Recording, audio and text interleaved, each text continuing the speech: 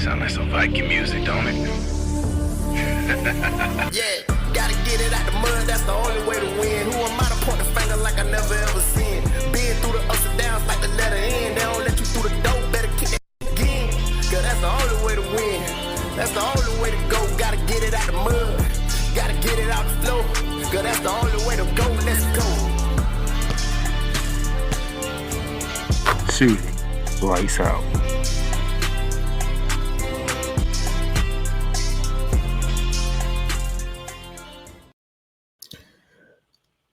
Good afternoon, ladies and gentlemen. Welcome to Shooting Lights Out because it's on a Monday afternoon. Glad that y'all can be here with me on this Monday as we get ready to start this show. Oh, Snowman's in the chat. Happy birthday to the one, the only Brian Snow. Had the pleasure of filling in for Mr. Snowman on his birthday as he goes out and enjoys the birthday with the wifey. So happy birthday, sir. Had a pleasure time filling in, rocking with Victor Locke and big dog Shane Lake. That was fun, but it's time to get down to business here. It is Shooting Lights Out. And coming off the WNBA All-Star weekend, we're going to recap what took place up in Indianapolis, Indiana, Friday night and Saturday's game. We're also going to talk about the CBA within the WNBA. I feel that this is a good moment to talk about. It's been a talking point throughout the All-Star weekend in the WNBA, and I feel like it's probably a good thing that I share what I feel and thought. We'll see if Cole Johnson will join me today or not. We shall see. But nevertheless, I will be talking about it. And I do get to talk about the NBA because there is some news that came out of the NBA. And that's where we're going to begin. So, ladies and gentlemen, thank you for tuning in to Shooting Lights Out. If you're watching us on the Play Basketball YouTube channel, go ahead and hit that subscribe button. Go ahead and follow us anytime we go live, anytime we post any videos on our YouTube channel. Be sure you be the first one to get the notifications on it. If you are watching us live on the X account, appreciate it. Go ahead and follow us on X/Twitter as we are live on there as well. And if you are on my LinkedIn page that says Darnell Playmaker Silence, go ahead and follow me on there. And also hop over to the YouTube channel. You know, subscribe to the YouTube channel. Matter of fact, share it out. Snowman, I'm giving you the test I gave Victor last week. Share it out to the crew. Make sure they are in the building as I begin the show. So now that I got the pleasantries out the way, y'all know what's up first.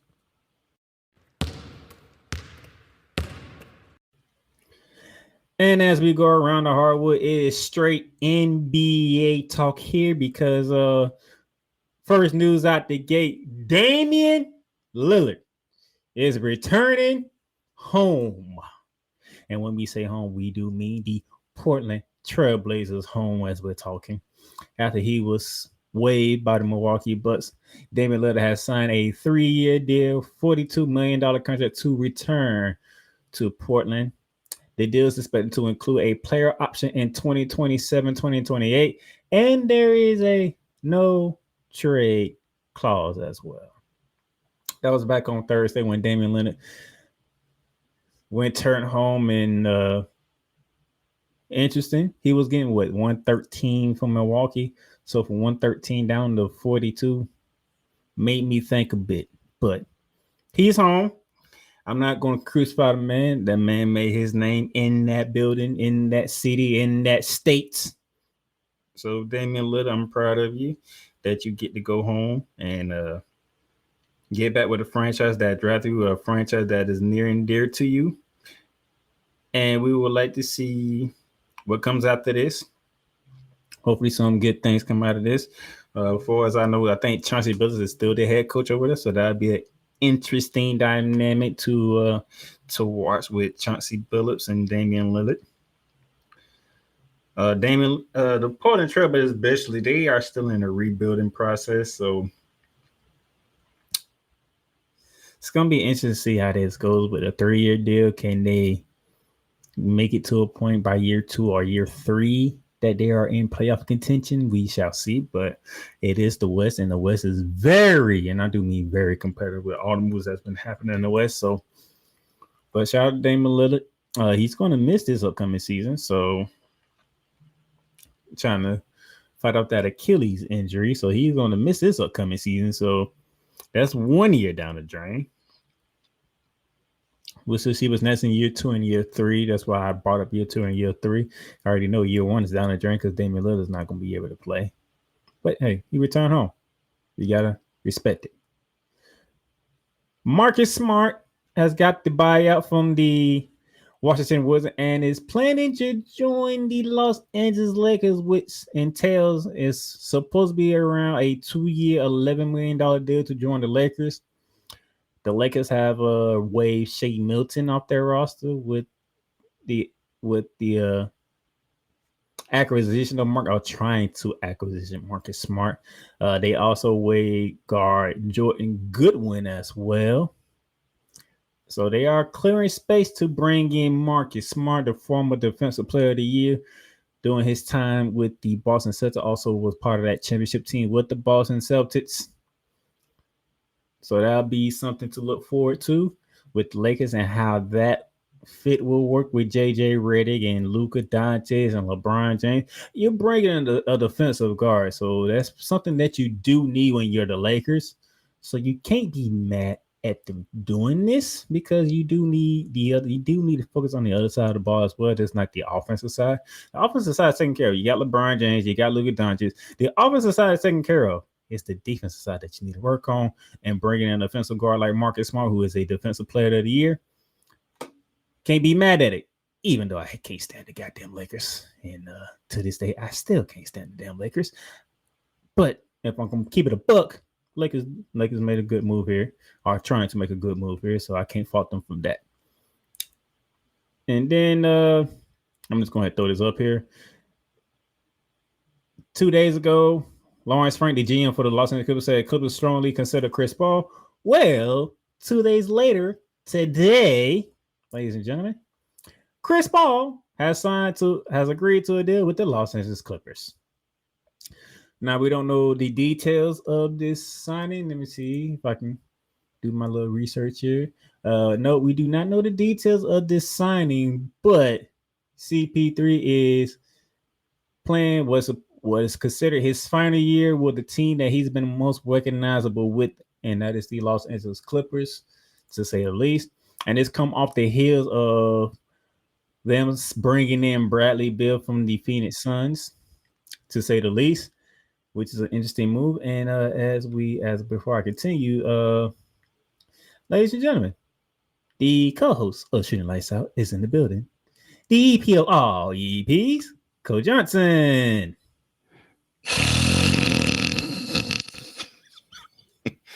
The intro is hilarious. Oh man, what's up, man? What's up? So right now, Chris Paul. This was 2 days ago, but today Chris Paul officially signed with the Los Angeles Clippers. Off the heels of the Clippers bringing in Bradley Beal after the Suns bought out his contract. So why did Paul want to go back to the Clippers? I mean, Chris Paul it's supposed to be his final year, so right, I get that, but so I'm guessing he wanted to go out with the most recognizable franchise that he's been with, which is the Clippers. When you think of Chris Paul, you think of LA, Lob City, and all that type of stuff. Yeah. Why do you want to ruin the end of his career? So now you have Chris Paul, you have Bradley Beal, James Harden, and Kawhi Leonard. And he already has done the James Harden experiment. He already knows what the end result's going to be. Utter failure. Amen. The man went home. He did what Damian Lillard did. Went home. Okay, we can go home and retire. That's what he doing. He only playing one season.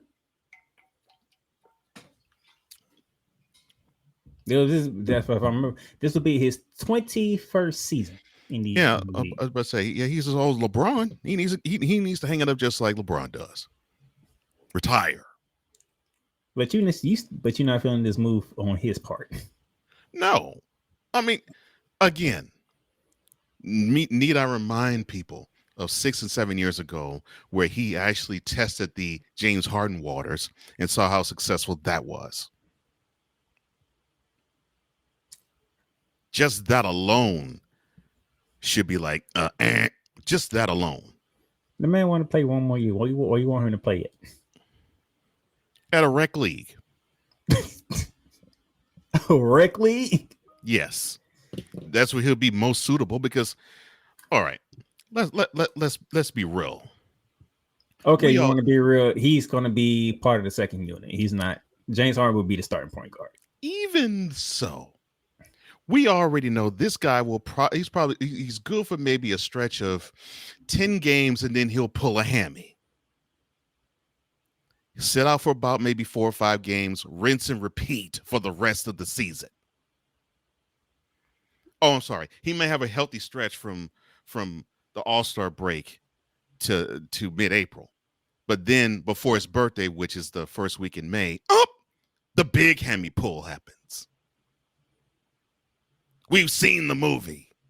Retire. Rec league, Paul. Rec league. Why do I feel like him going back to the Clippers is like the irony of the Clippers name? Mm-hmm. Yeah, he's going to be clipped. You got Chris Paul, James Harden, Kawhi Leonard, and Bradley Beal all together. All of them massive failures. Not Kawhi Leonard. The only thing sorry. Kawhi Leonard has 2 rings. And two finals MVPs with it too. 2 finals MVPs, but after 2019, he's been Nathan, especially with the Clippers. Has he even led them to the conference finals? No. That would be Paul. Ironically, that was actually Paul George that did that. Right. He didn't even lead into the conference finals. So no. No, he played one game. He played the series against the Jazz, and next thing you know, he was done. Right. My point exactly. This is just straight failure. So you saying the Clippers are actually living up to their name? Yeah. Well, yeah. All they need to do, either that or they need to change their name. Instead of calling themselves the Clippers, they should call themselves the Limpers. The man went home. How you feel up? Matter of fact, before I get to the other news, because that's all I got. Damian Lillard going back on. How you feel about that?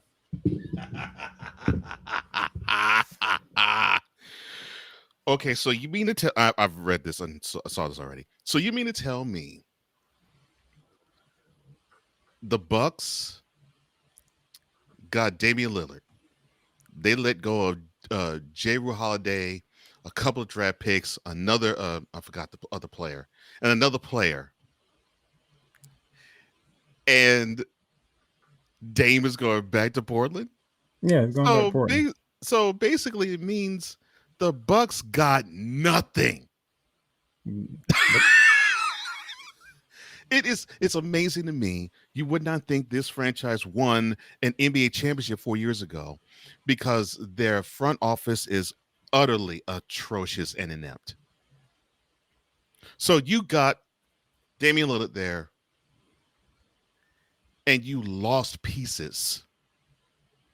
And him. No, I'm sorry. You didn't lose him. You let him go.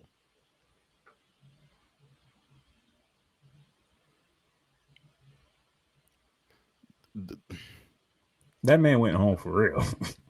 Yeah, he did go home. But Giannis needs to go. I'm sorry. I get loyalty, but Giannis needs to go. So you saying Giannis need that like Chris Brown check up them deuces? Yes, he needs to chunk the deuces up to Milwaukee and gets to step it. Because how can I put it? What's a good way of putting it? He's gonna have a career that's forgettable now, except for maybe one good year and a few dunks.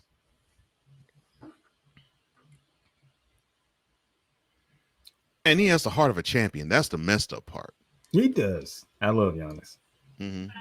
I love Giannis. But yeah, if I had a favorite player in this era, it is Giannis. Yeah, that's the messed up part. Dude got a heart of a lion, heart of a champion. And this is how the organization's treating you. I mean, by at this rate, he should go to somewhere like the Nuggets or the Rockets or the Knicks. He would be more valued there. The most value that Giannis has gotten in the last year is jawing with Tyrese Halliburton's father. That's cool. And that man doesn't deserve that. Yeah, bring that up. That dude was woofing with John Halliburton. You don't deserve that. Oh well. Speaking of them Nuggets, Jonas Valanciunas commits to Nuggets. Will give it my all. What do you mean, a disappearing act? Giannis Valanciunas officially confirmed his intentions to honor his contract and play for the Denver Nuggets next season, despite a strong push from Greek EuroLeague club team to lure him to Lithuania, to lure the Lithuanian big man back overseas. Those of you who don't know, Valanciunas was traded from the Sacramento Kings to the Denver Nuggets earlier in the month. Valanciunas went on to say, I want to clear the air about my playing situation next year now that Denver has made their decision to keep me. The idea of playing for his overseas team closer to home was very exciting to me, but that would have to wait. I am fully committed to honoring my contract with the Nuggets this season and will give it my all to compete for a championship. Close quote. So when he says give it his all, that means he will disappear in the crucial minutes, like he did all of the conference semifinals this past May. Give it my all. Hey, that man's honoring his contract. What you want him to do? I'm happy he's honoring his contract. That's wonderful. Step up the play, and then we can have the contract honored. Sure, you want to ask who McCain? He happy about this because he feel like Jokic don't have to work as hard as much now. He can actually catch a break. Well, I don't know how much of a break you're gonna catch. You feel differently. Yes, I do. Yes, Why do you feel differently?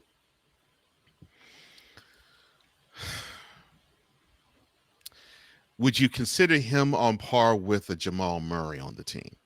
No. To me, if Jokic would catch a break, he would be the four. No, either Jokic would be the 4, or Valanciunas would contribute and probably drop about 17, 18 points a game. Okay, so let me fully help you out. What Koo was saying is when Jokic goes to the bench, they get his break. Koo feels like they don't have to be so inept without him on the court. Okay, I agree with that sentence. So inept. I agree. That's what Koo is talking about. Meaning, when Jokic get a rest, he can actually rest. But you're correct. With Valanciunas on the court and Jokic off it, they still will be inept. You're absolutely correct. That is not what I said. I know it's not what you said, but you said he wouldn't be so that the team wouldn't be so inept. You're correct on the operative word, inept, because that is what the team is when Jokic is on the bench. Inept. INEEPT. Inept. If so, they would have beaten the doggone Thunder, and they would have been in the conference finals. What did you have winning that series? Did you have Denver in that series? Because I think I had the Thunder.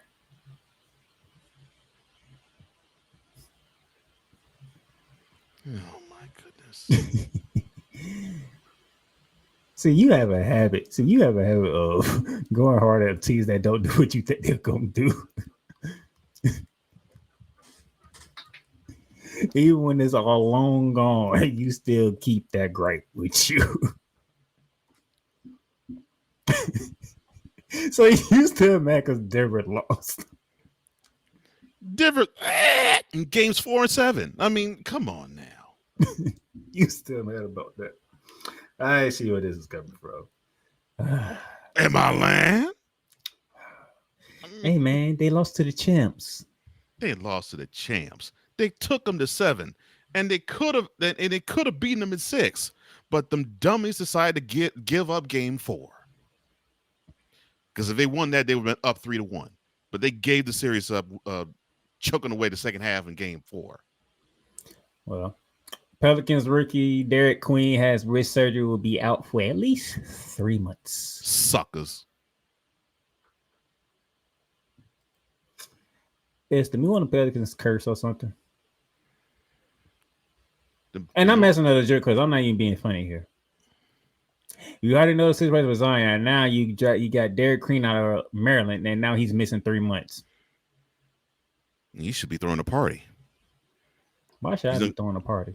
Because he won't be on the court for 3 months playing for the Pelicans. That's a celebration. Why is that a celebration? They already don't got Zion. Exactly.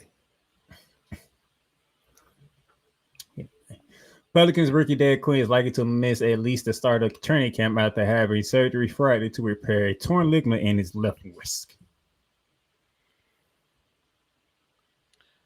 Lord, I'm blanking.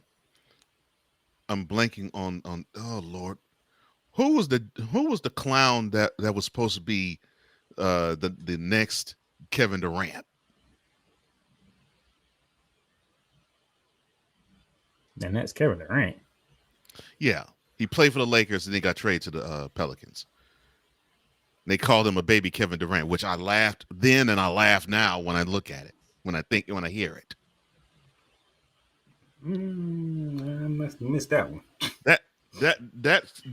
That's supposed to be their best player outside of one Mr. Zion Williamson. Brandon Ingram. Thank you, Brandon Ingram. If you pinning your hopes on that, you should celebrate not playing for the Pelicans. Who can they put their hopes in? Zion can't stay on the court for half a season. No, he's too busy either eating beignets or getting into women's guts.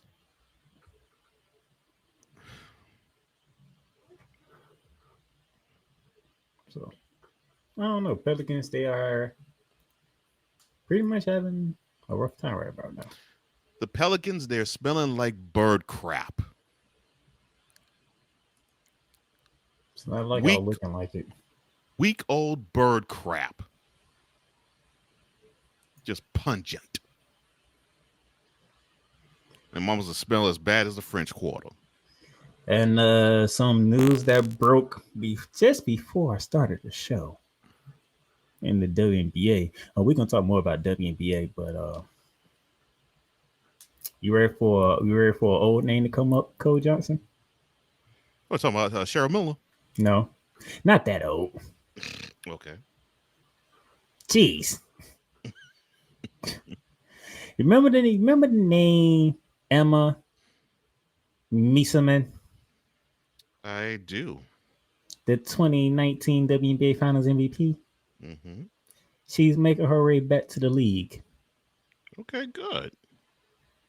And she is signing with the New York Liberty.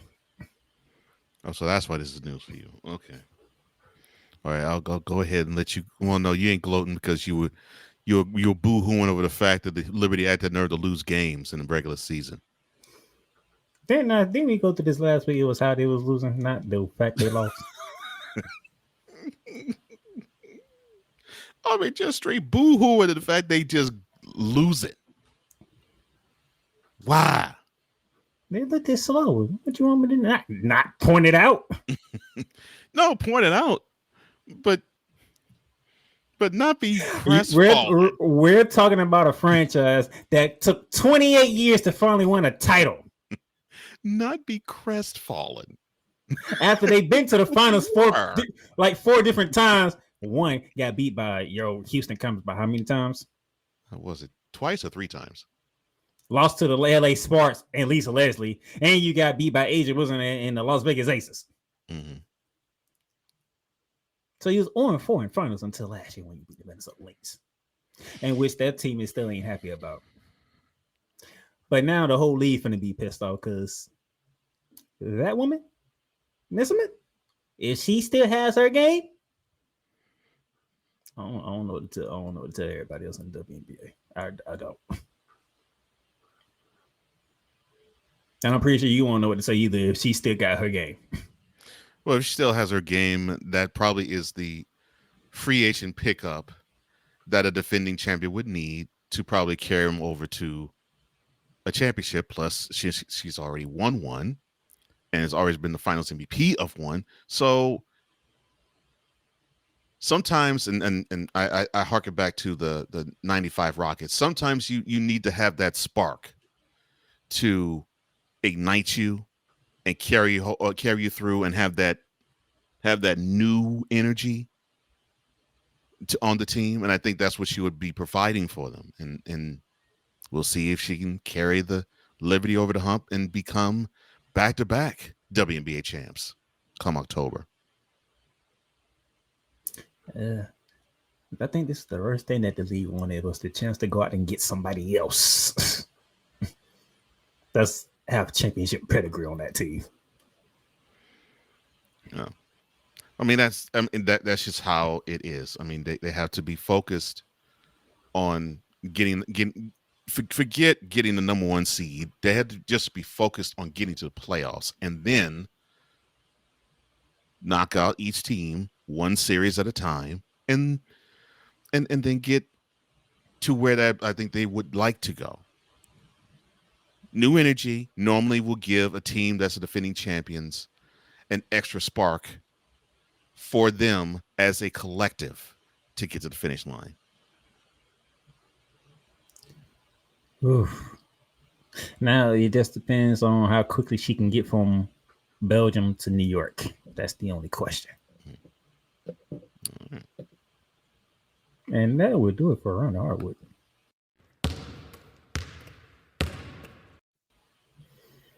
Commercial break here. Then when we come back, I think me and Coach Johnson are going to have a very interesting discussion coming up. Invite your friends in because I think this is a conversation you want to hear. Welcome to Ringside Chaos. The thing with Tony Khan now being in talks to buy WWE, I'm going to be honest with you. I spoke to this with Ricky Litwinkowicz, aka the Master of Mayhem, and he honestly believes that me talking about Tony Khan buying WWE is basically I'm kind of wasting my time because Ricky believes it's never going to happen. Okay. Now, a wrestling fan that's been super supportive of Brody Lee as a wrestler and everything that WWE could have done with him and, everything that he could have shown and, offered for the wrestling business. For me, I wasn't just a fan of Brody Lee himself, like in character. I strongly respected him, as a human being. Like, I had a lot of respect for Jonathan Huber. That's Mr. Brody Lee's real name.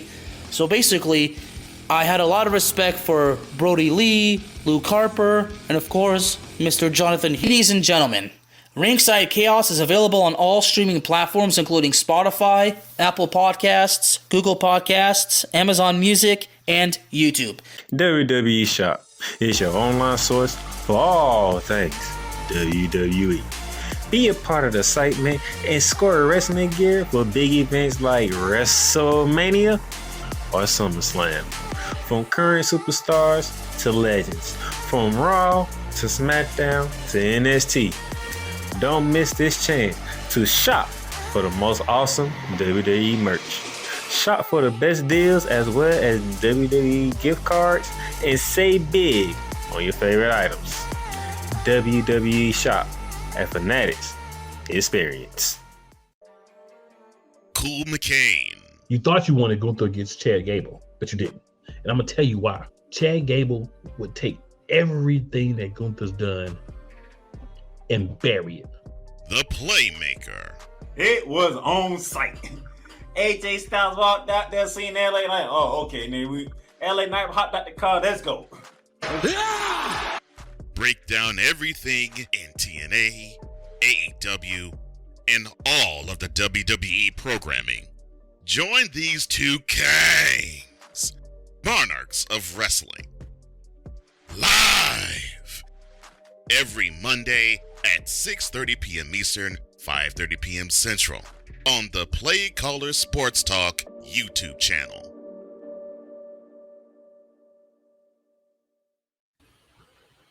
Welcome back to Turning the Lights Out, and that is right. Later on today, myself and Kuma Kane bring you another episode of Monarchs of Wrestling, and yet we got to go through another pay-per-view event.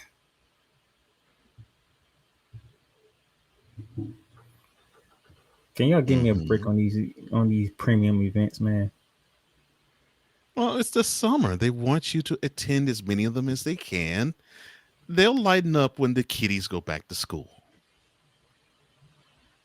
SummerSlam is literally 2 weeks away. Yes. SummerSlam will be 2 weeks. Well, less than 2 weeks from now. So after that, the load will lighten a little bit.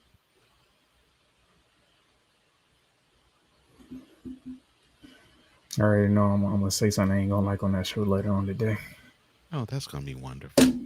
Oh, shut up.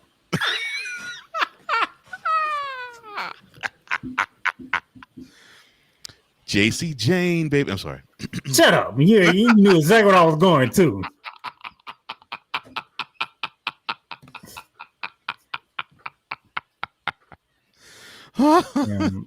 damn predictable shows.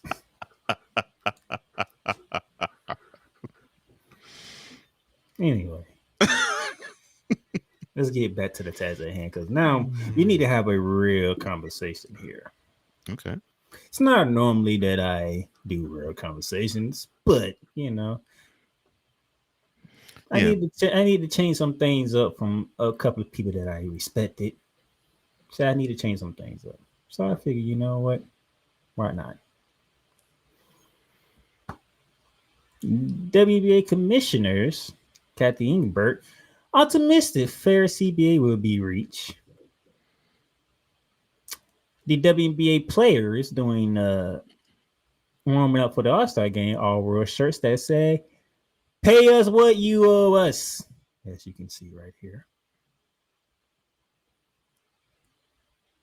And I took the liberty giving my brain a headache trying to read this goddamn CBA. Mm-hmm. What does it say, Playmaker? It is, first of all,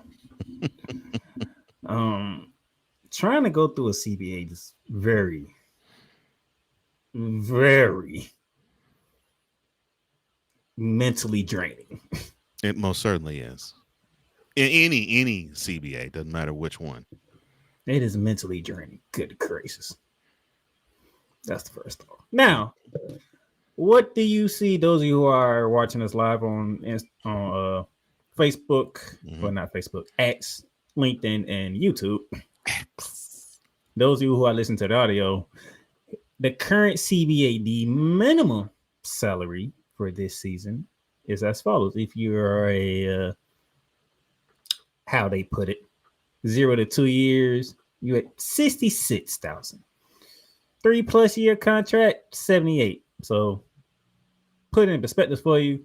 The rookie class, like Paige Becker, she's on the 78 part because she signed like a 3-4 year contract, if I remember correctly. That is the minimum. That's like the lowest you can go. The highest you can go, 249,000, but 249,249.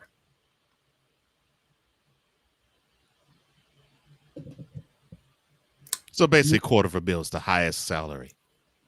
Next year, as it currently stands, because the CBA is supposed to be up, actually, at October, if I remember correctly. So when this year concludes. Yeah. Mm-hmm. But as it currently sits, 2026, you're looking at a minimum salary of $68,000 and a maximum salary of $256,721. Oh, so they actually can make more than $250,000 for the most. I mean, wow, what progression! So that's the salary of the players. Okay, salary cap. Nothing. This salary cap. That salary cap is porous. 1.5 million. Next year, as it currently stands, 1.5 5 million. 5 million.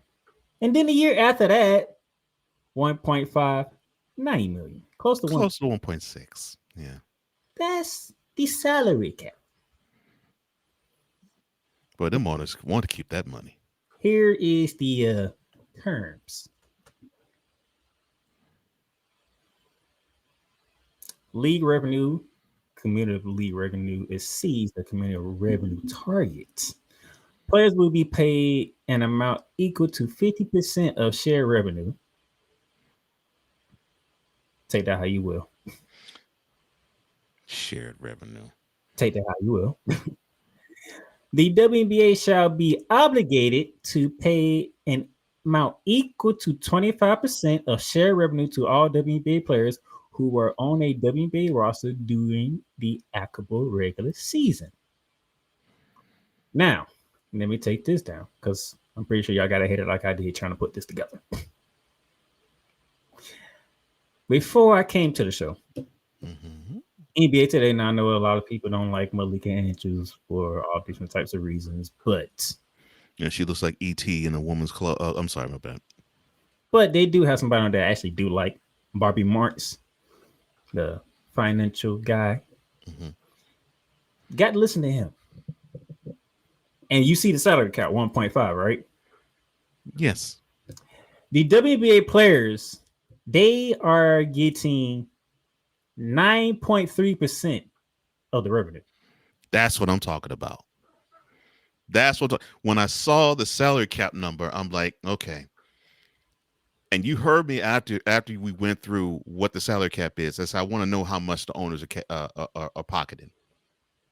So the owners are pocketing over 90% of the revenue. Pretty much. 9.3% is going to the players. So that means 90.7 is going to the owners. Woo! Now, what did I tell you all about? Well, the players need to pay more money. Well, the players need better representation. This is why. Everybody's saying where the WNBA, they don't make a profit, all the expenses just they profit now. Here's the thing, y'all talking about the current. Y'all didn't talk about the future. Mm-hmm. Y'all do realize, did y'all forget that TV deal that's coming and that actually starts next season? I'm saying they making money now. That $2.2 billion starts next season. Yeah, that's not 2 years away. That's not 5 years away. Literally, when this season ends, guess what's about to kick in? That TV deal's kicking in.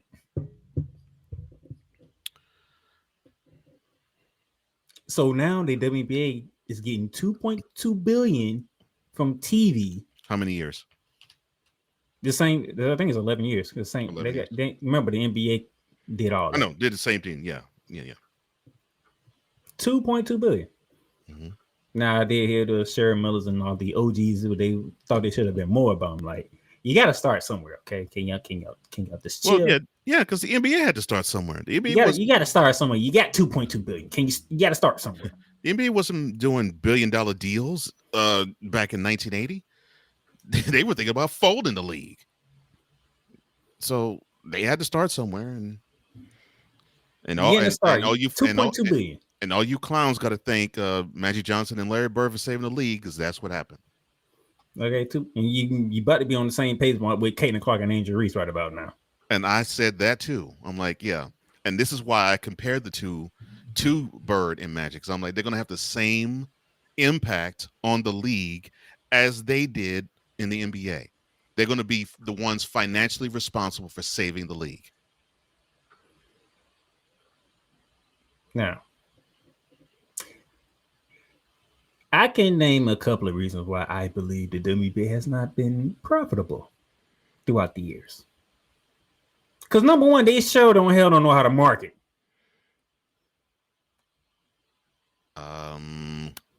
So you got a game that has women in it. A really good sound product.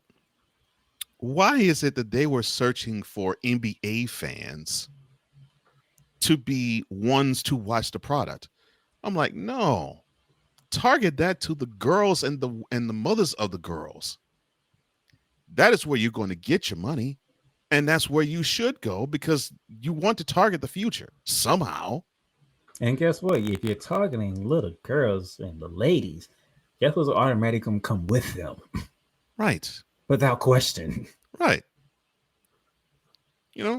So for the first 5 years, they sort of got that. The WNBA did sort of got that memo because when you would watch games back in 97, 8, 9, and 2000, you heard a crowd full of girls and young women. And you could tell it was a crowd of them versus like a regular wrestling crowd or an NBA crowd because the screams were higher in pitch. As time went on, the screams got lesser and the pitch got lower. That's a problem. So hopefully we can get back to how it was back in 97, 98, and 99 with the advent of one Caitlin Clark and one Angel Reese and the spiked interest because of those two in the game. And you can target the girls and the mothers of them. That's how you want to grow the sport. One thing, can we, whenever y'all want to be grown-ups and adults here, can we stop the whole racist thing? Oh no! Because I see black little girls here that love Caitlin Clark, and I am seeing white little girls that just love Angel Reese. Oh no, we can't stop that. We make too much money with racism. That's the problem right there. That's the problem right there. I really hate to say it, but all right, boys and girls, sit down. You're about to get educated. The reason why you actually have an NBA is because the NBA realized that, unfortunately, we as fans are stupid because they thought, oh, we got a black player in LA. We got a white player in Boston. Oh, we'll get them together and we actually will make money off of people hating the other because of the skin that they possess, the skin that God gave them. You know how stupid that is? But that is what triggered the saving of the National Basketball Association 40 years ago. I know. I mean, I would love to say it was the talents of Irvin Magic Johnson and Lawrence Bird. I would love to say it was that, but no, it was not. It was one is a hokey fool from Indiana. The other smiles more than the Kool-Aid man out in California. One came from Indiana, one came from Michigan. Black and white. They wrote it to the most watched basketball game in the history of the sport in 79 in the national championship game when Indiana State and Michigan State played. And CBS said, well, let's capitalize on this again 4 years later. Because, we're going to get money and have people pay to say, well, you know what? We want to see that white Larry Bird get that butt whooped. You know what? We want to see that black Magic Johnson get his butt whooped. It is sad how racism affects the bottom line. Fast forward 40 years later, we have two young women, and people really gave two craps about, I'm going to be really blunt. People gave two craps about women's basketball. Even the women gave two craps about women's basketball. But all of a sudden, when you saw Angel Reese do this to Caitlin Clark, a rivalry was born. And what was the easy hook? Oh, a black woman showing up a white woman. Oh, that's gonna make money. Let me And add to then that. Now, let and me add to then that. A and black woman down south oh, showing up a middle I was gonna get west woman. I was gonna get to that. And so you had exactly that. Midwestern girl, white from the Midwest, a Southern girl. She's from DC, but she was repping LSU. And because of that interest, because the national championship of that year did really capture the interest, but it sparked it sparked a flame. Because when they met in the Elite Eight the following year, it turned out to be the most watched women's basketball game in the history of the sport. Why? Because one was black from the South, the other was white from the Midwest. Not because you had two outstanding talents, each in their own right, going against one another and showing the heights of competition and how good that could be. No, that narrative is too hard to paint for most fans. It is easier for it to be painted with, oh, one chick is white, one chick is black. I'm rooting for the one I want. I'm rooting against the other one simply because I don't like the skin color. The WNBA has to ride that wave, and now they are riding it, and we're seeing some of the cancerous effects of it. So now, where the NBA has to go is they have to sell its competition, just like the NBA had to do. It's competition. It's not the black white thing, but of course, when you go into boardrooms, it's like, I want Larry Bird to be pushed so we can anger the inner city cheering, and I want Magic Johnson be pushed so we can agitate, have the inner city children be angry toward the suburban white kids. That the same type of conversation that happened 40 years ago in the NBA boardrooms now is happening in the WNBA boardrooms. And what is missing in all that? The talent. It's easy. Racism is just too easy of a construct to make money off of. Sad. And Victor's in the chat. 100, Victor. Controversy creates cash. Racism is controversial, and that also creates cash. Yes. The only thing that would create more cash would be if somebody did something against the law. Both were fine and enjoyed the rivalry. Mm-hmm. Yeah, talk about Bird and Magic. Yeah, and they did, and that was the good part of it. The two of them, not because one was white, one was black. The two of them because they just simply were. They knew they were the best of the other, the best of the opponent. They competitively did not like each other. Now, to me, that is what you should sell, and that's what they tried to sell.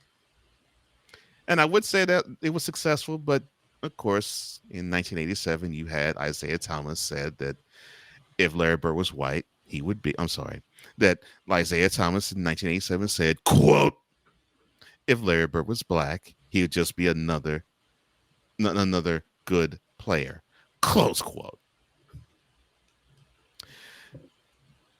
So the narrative still 38 years later is still in effect. The only way I would say from the women's aspect where it would be different and cool, I'm going to make you smile on this, is if both Caitlin Clark and Angel Reese were sex symbols. Oh, Lord. Because what also sells? Well, technically, too. Angel Reese is. Well, yeah, but I mean, sex symbol to where many white men will like to have her. Don't be surprised if they don't. I'm not saying none of them. I'm saying a slew of them is what I'm saying. Because the white men, they are starting to like black women. Well, that's Oh, not been that's I'm not been a keeping secret. game. That's not been a secret. That's not been a secret. They being more out there now is what I'm No, saying. no, that's been a thing since Thomas Jefferson and Sammy Hemings. But I know we're not talking about history. But that's the only thing that would make it pop even more if both Caitlin Clark and Angel Reese had guys' tongues drag the floor and haven't wet the floor because they think, wow, I actually stand a chance with this chick. That would be the only thing that would sell it more. Because again, fans are simple-minded. We like the racism angle and we like the sexism angle. You said the right word, simple-minded. Yeah. Simple-minded people. Mm-hmm. I'll take the wrestling really quick. People gripe a whole lot about Tiffany Stratton being the WWE champion. And I said, you know why? I said, because you got many people, you got many men who will take out their joysticks and stroke it to her. That's why you have her on top.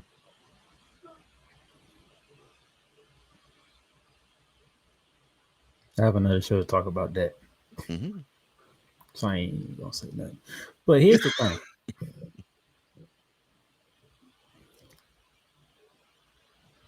Kaden Clark, Angel Reese, they have brought the attention. The attention is there. Yeah. With the attention being there, you're bringing five new teams into the league. You have a $2.2 billion media deal that begins next season. Did you hear the crowd after the All-Star game? What they chanted when the commissioner had the mic in her hand? Simple 2 words. Pay them.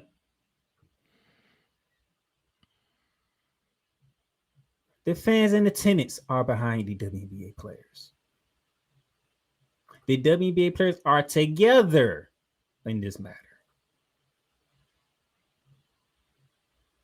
And of course, in the media, you have those that are on one side and those that are on the other side, which is stupid for every reason.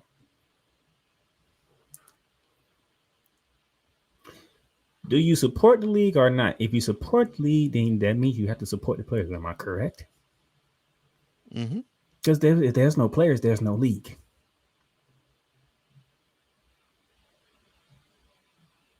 Now, can you pay them like you pay the NBA players? Of course not, because you're not the NBA.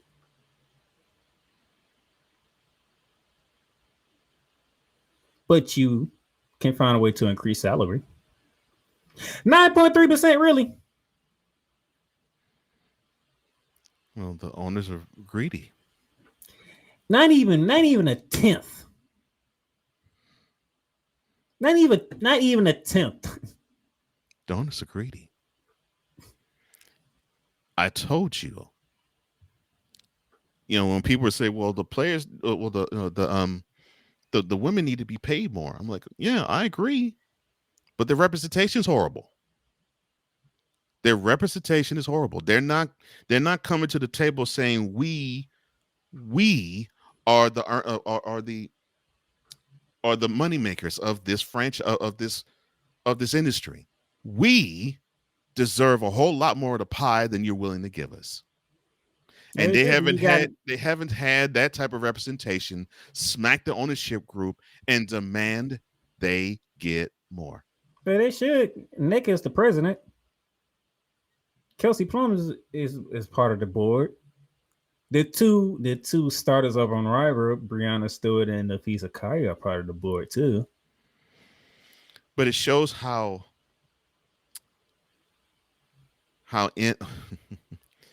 we used this word earlier, inept the WNBA labor union is.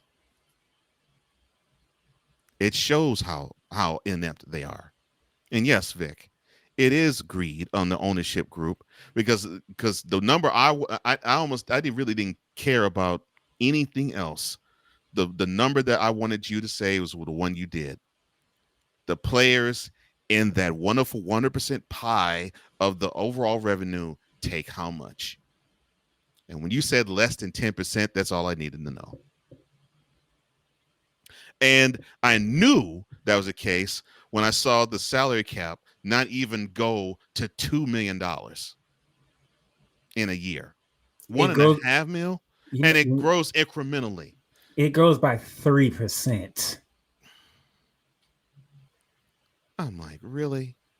See, that's why I'm happy that I was able to listen to Bobby Marks before I came on the show.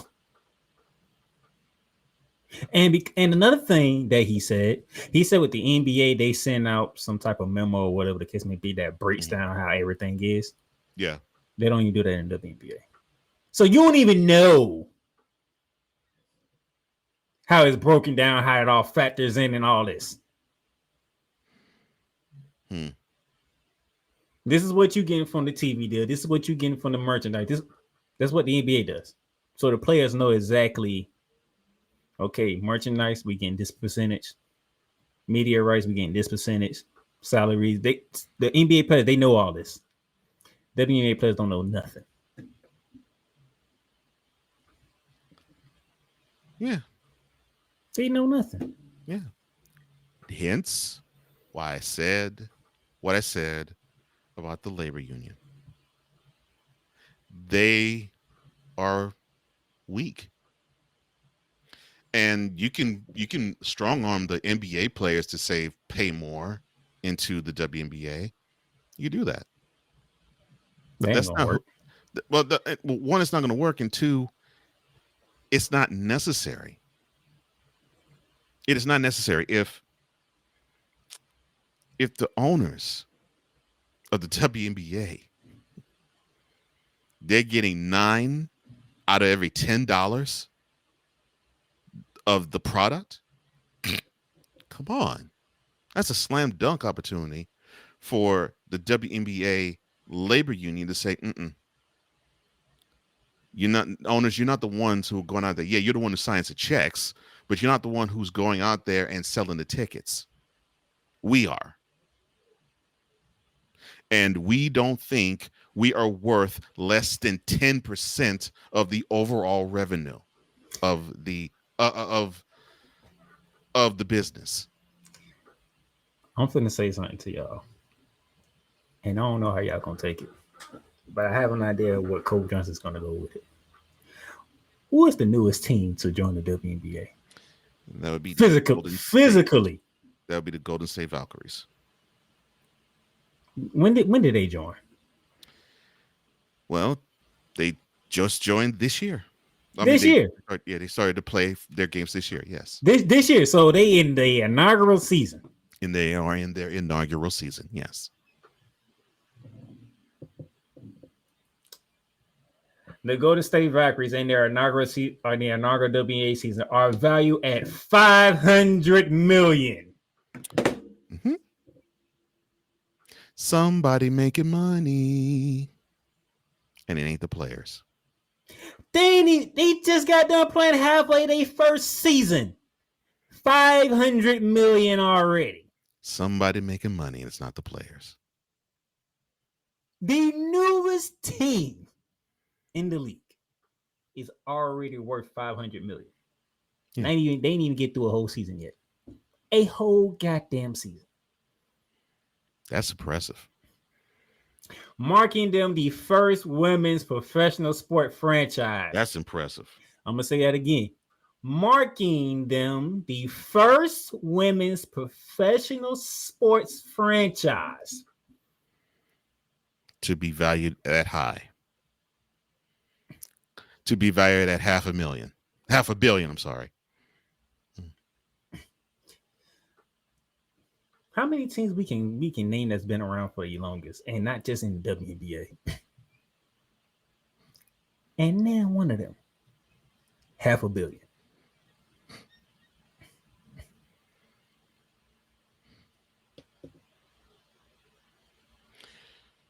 So it's See just what the people on the left side are doing, and I'm gonna use left side for this conversation. What they are doing, they're saying, well, the WNBA has been around for almost 30 years, and they never actually made a profit since their existence. Have you not seen the changes that's been happening in the WNBA recently? They get to fly private now. They are selling out NBA arenas, not the old arenas they used to play in. They are playing at NBA arenas. Yeah, that's why every team that you see that's in expansion, they're in a city that has an NBA team. NBA team to put it to give them that added boost and support. Yeah. Your newest team is worth $500 million already. They only played 22 games? Yeah.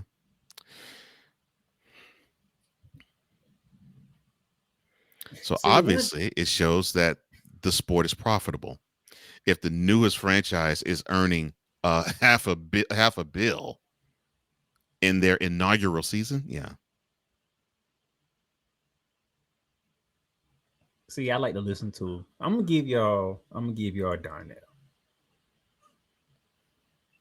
Darnell likes to listen. He likes to get up, play a Bible verse in his ear when he gets up, prayer video from YouTube, and he gets into most of motivation videos. And a lot of motivation videos come out across with this almost one main message. There's different messages, but they come up with one main message. These people look to what they can do in the future, not what happened in the past. They say what happened in the past is already there and done. Well, it's like what the Rastafarians say: forward ever, backward never. So the future is saying the WNBA is in good hands. Heck, Chapel Bill at one time when John Madden asked the question of, "You really gonna say Chapel Bill on this one?" Yes. I can't stand you for that. Now I got you and Victor doing it. Jeez. Chapel Bill. For those who don't know, that's Bill Belichick. Said after John Madden interviewed him once the Patriots won back-to-back in the mid 2000s. He hit him between the bar and he said, right between the eyes when he said, quote, "If you live in the past, you die in the present." Close quote. The WNBA can't live in the past. It has to live in the present and the future. And the future looks extremely bright. It looks extremely bright. Pay these ladies. Now, you probably can't pay them 50%. Well, we understand that. The reasonable people like me and Coach Jones, we understand you might not can get 50%. But you got to inch closer to it, though. And you probably even can't even do 40%. But damn it, it should definitely be more than 9.3. That's ridiculous. And you would think these WNBA owners will be sold on the idea of, wow, so these ladies don't have to play overseas. They actually could save themselves and they can actually get paid more if they can bring more of themselves to our product. But no, the owners want to pocket that money. And you want to pocket the money so goddamn much that you forgot one of the most important things you need to do is marketing. Yeah, that's why the league almost folded. Because they know what your scheduling. Your scheduling is out of control.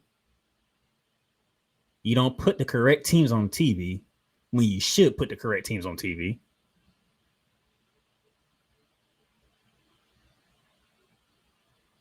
Not just now. We starting to get a commercial for Aja Wilson. We got a commercials with Caitlin Clark and State Farm. We getting commercials with now the WNBA actually made a commercial about the Minnesota Lynx. Y'all need to get on y'all game. Because one thing, and shout out to Andrew Reese for this. Andrew Reese showed y'all, if y'all ain't gonna market, I'll market my damn self. Well, that's what the players are starting to do. And it's out of necessity. And that's the messed up part. It's not it's not out of just a compunction of that's what they want to do, or just out of that. It is out of necessity. So Lee doesn't know what to do still with these players.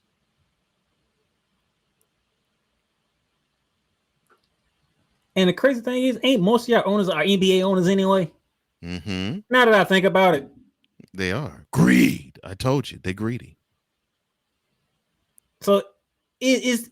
So I can't call it stupidity. No. So I guess I need to call it. What's the word? Greed. No, Greed. That's exactly what it is. No, I need a different word. What? Evil? Nepotism. Well, okay. So whose daughter of these owners are they protecting? That's what nepotism is. They protecting each other. Yeah.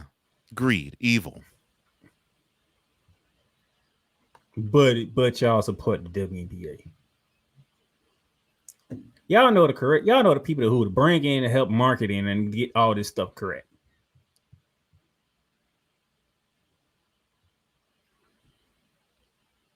Like, come on. It doesn't take rocket scientists. You already know what to do. That's why the NBA has all of a sudden become a players' league. Because y'all can give players $300 contracts and it doesn't hurt y'all one bit. No. League is still making money hand over fist. But damn, a WNBA player like this, like the status of Breanna Stewart, and I'm gonna use Breanna Stewart for this one because who has a better resume currently in the WNBA than her right now?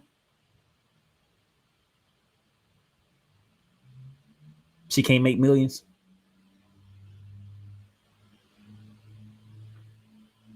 Are we talking about what, a 3-time champion? Mm-hmm. Who knows how many time All-Star player? We talking about a defensive player of the year, MVP.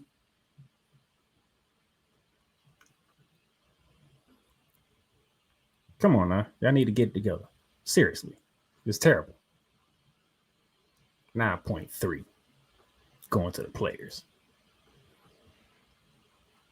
Less than 10%. Less than 10%. They need to make that money. There's people that pay tithes more than what y'all giving the WNBA players.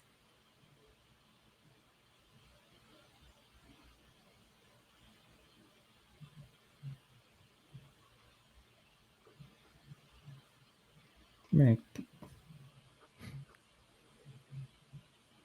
I can't stand y'all.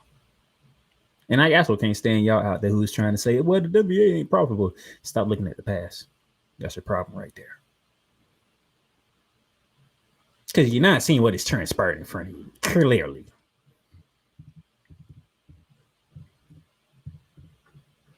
NBA arenas are being sold out to see women play basketball. Not men, women. A $2.2 million media rights deal is coming down the pipe for the WNBA that begins next season. And you have more teams coming into expansion.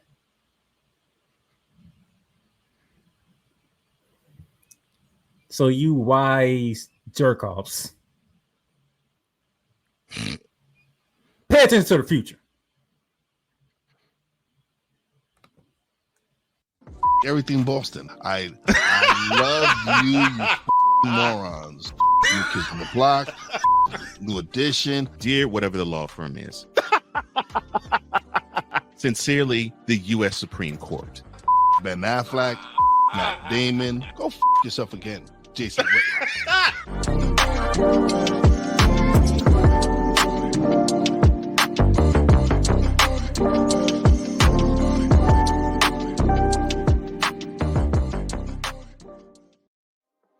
In a world where chronicles of the past are brought to the streams, whether the content is relatable or completely beyond your realm of life, there is no shadow of a doubt that this show is absolutely full of shenanigans. Get ready for D. Willie in the evening, this Sunday at 10:05 p.m. Eastern, exclusively on Sertoba Media, where the struggle is real to be awesome.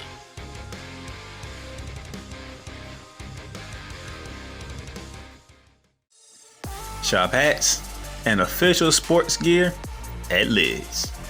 Lids is the leader and #1 destination for hats, gears, and everything that moves you, making it the perfect shop for fans to find official sports hats, merchandise, and gear.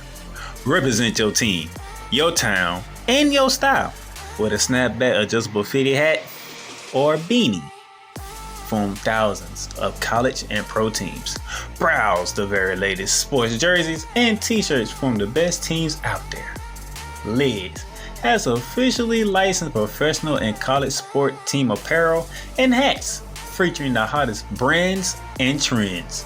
Shop online or visit one of the 100 stores across the country. Locker Rooms by Lids. Welcome back. Hey, Jim. Kobe Bryant shot air balls in the post his first year. It happens. It happens. Mm-hmm. Now that we got the seriousness out the way, let's get back to the fun, shall we? All-Star weekend took place. And I'm finna see if I'm gonna make Cole Johnson throw up with the first slide. Because Friday night, guess what Friday night was? It was a state of New York. It was a New York state of night. Natasha and Cole Johnson disappeared. Oh Lord! Why you had to go out camera? About to gush over the doggone Liberty. The Liberty ruled the skills competition. Okay, fine. And the who's the winner? I got that, playmaker. I just am pointing out the obvious. Natasha Cloud wins the skills challenge, and then Sabrina Ionescu, of course, took back her crown. The best 3-point shooter in the WNBA. She took back. Does it again. Yeah. She took back her crown, and she beat the champion to do it. So you can't say she didn't go against nobody. She beat last year's champion Alicia Gray in the finals to win back her crown. And you can hear the excitement coming from my co-host's vocal cords. He's loving the fact that Liberty ruled the skills competition for WNBA All-Star Weekend. Yes. Yes, I am. Lord. Yes, I am. And I ain't apologizing for it either. Yeah, that's why I do need a barf bag. No, you don't. All the time. Hey, you can let me have this one all the times I let you have. You can let me have this one.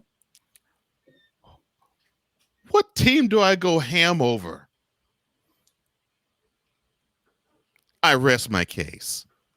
No, I didn't want to talk about teams. I was talking about me enjoying myself. Oh, okay. As much as you be trying to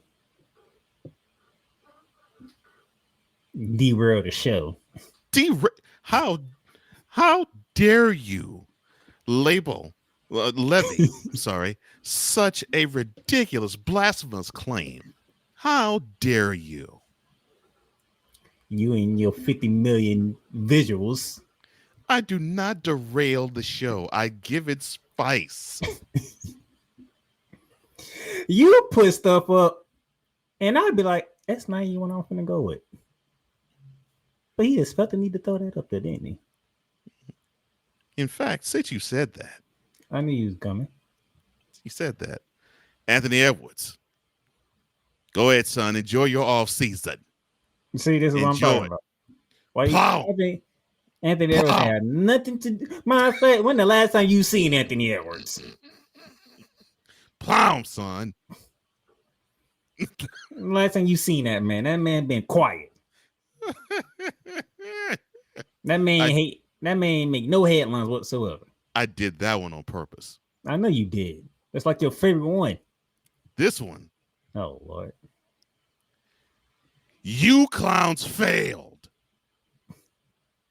He was supposed to be in a Warriors uniform, but you failed. He's not in a Warriors uniform, and guess what? Deal with it. You all failed. You all the fandom.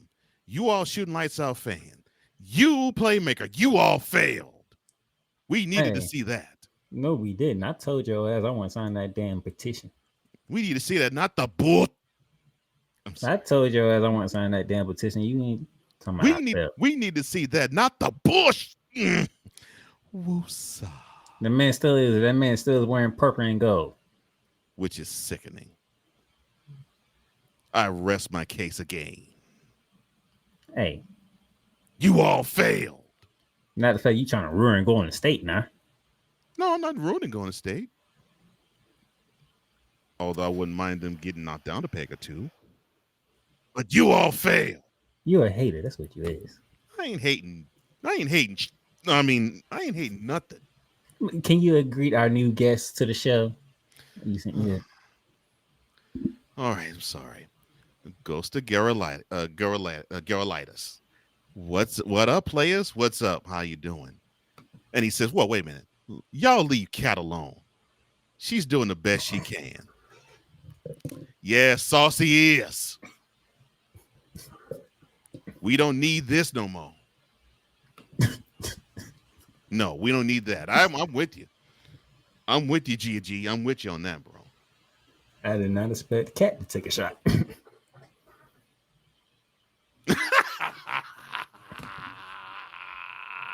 That's what he's trying to. That's the actual motive of what he's trying to do. Gonna drive Snowman to quit. That is the actual motive for one Cole Johnson.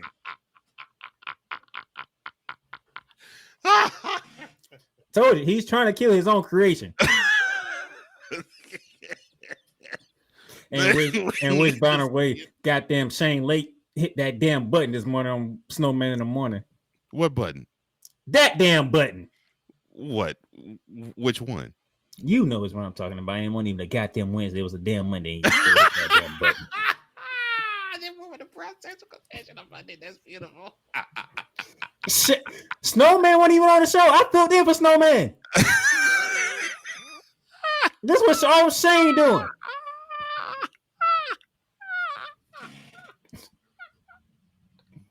Not a Snowman in the morning. Bronze Sexual Confession on Monday. Exactly. And that's why I say, LeBron to the Warriors. We needed to see it. And you all failed. You know what made it even worse? What? It had nothing to do with basketball. Shane was playing a Xbox game, a racing Xbox game, and he was in a conversation with a Bronze Sexual. I was like, so I had a conversation with a Bronze Sexual.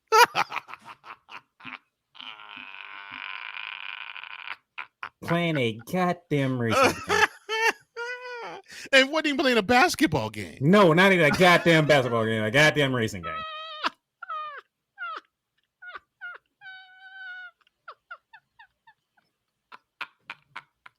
Oh my gosh, that's beautiful. Whew. Now you see why I am trying to kill Bronze Sexual Confessions. That's he hit that goddamn button. Oh, we needed to see LeBron James as a Warrior, but we now see him as a Laker, and he lied, saying, well, we trying to win a chip. And then a week before saying, well, you know, there's a ring culture and we shouldn't have it. Shut up. Oh, yeah. I don't think I told you on your sabbatical. I actually ended up doing that Bronze Sexual Confession because of that whole thing. I literally popped up on Wednesday. Oh, you willingly? I popped up on Wednesday and I say hit the first words out of my mouth, hit the button. I ain't say you nothing else. willingly gave one. I told Shane to hit the damn button. You willingly gave a Bronze Sexual Confession. That's beautiful. And I went straight at LeBron James because of that crowd. Mm-hmm. Yeah. That's why I created it in the first place. That, and of course, just noting how the fans just, especially the guys, they just go every time LeBron does anything. See what Victor says? Yes, he says, I told Playmaker, sports has nothing to do with it. Brown sexuals are everywhere, and they must spread the gospel. That's the gospel they want to spread. Anyway, Alpha They, Brian they, says with they, can, confessions and they can give hoes a run for their money and sopping up semen. all right, let me get off Brian Sexual because Yes, let's get off them because they need to get off of LeBron's. I'm sorry. Sunday we had the All-Star game. Team Collier versus Team Clark. Obviously, Team Clark did not play because of the injury that she had. Also, didn't play with Satu Sabli. So insert Breonna Jones, insert Brittany Sykes into the game. And this is how it went. 151, Team Collier. 131, Team Clark. Mm-hmm. And along the way, history was made. First of all, the most points scored by a single team in the All-Star game, 151 points by Team Collier. Speaking of Collier, Nafisa Collier, your MVP, and set the All-Star record for dropping 36 buckos. And then one Skylar Diggins. First ever triple-double in the All-Star game. Congratulations, Skylar. Looks like the divorce agrees with you.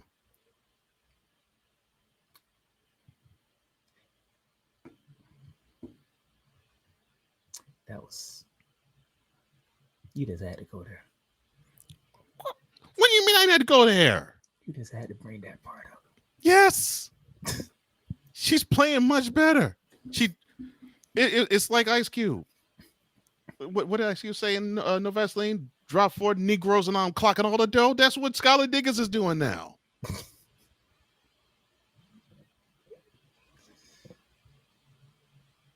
You know, for her to get that triple double, she had to wrestle a rebound away from Courtney, her own teammate Courtney Williams.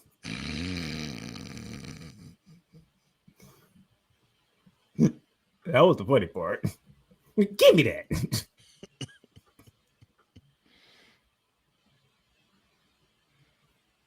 Give me that. So that's what Sky was singing, huh?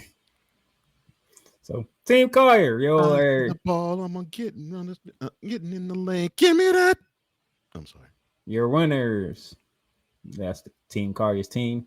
MVP Nafisa Collier. Well, it looks like she's on the way to getting that MVP.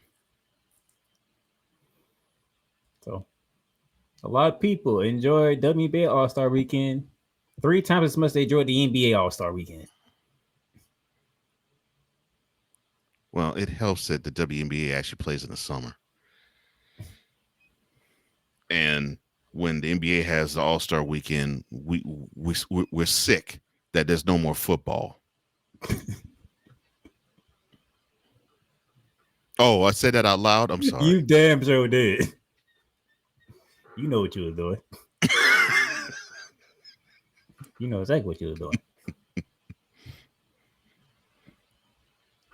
It's like, oh my gosh, the NFL season's over. It sucks that might have been an okay game, Super Bowl. Oh, it sucks that it's over.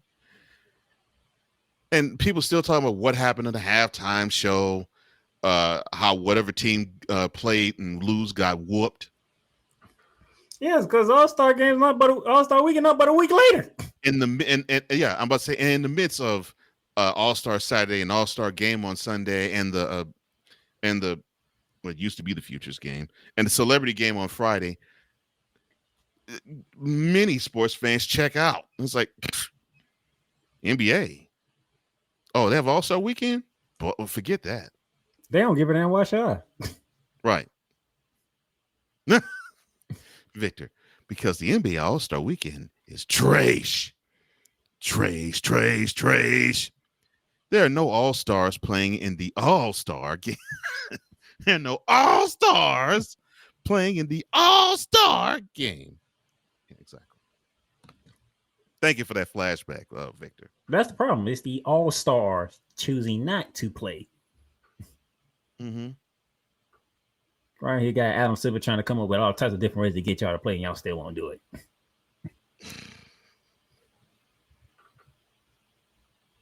But hell, y'all sit here, y'all go play a damn pickup game at the rec center Of course. Instead of doing the All-Star game. And that's where Chris Paul needs to go. Did you stop the Chris Paul?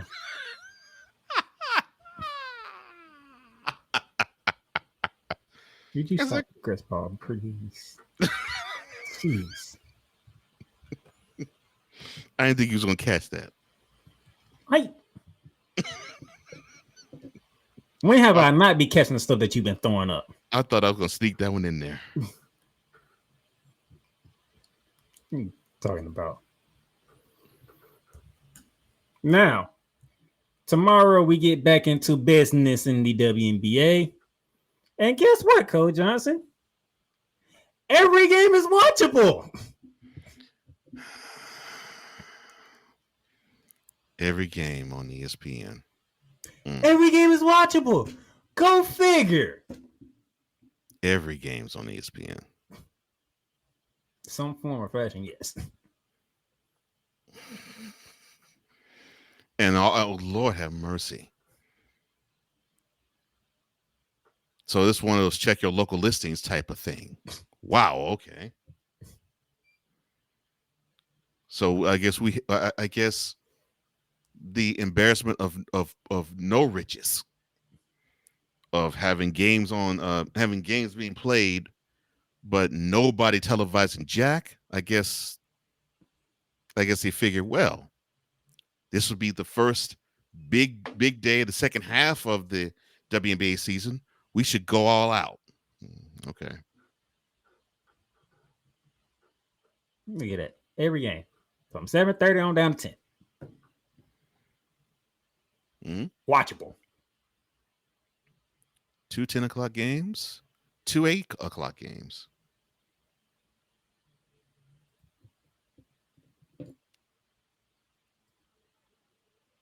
Why y'all idiots couldn't do this in the first half of the season? And the crazy thing is, you probably didn't even need to televise all these games, to be honest.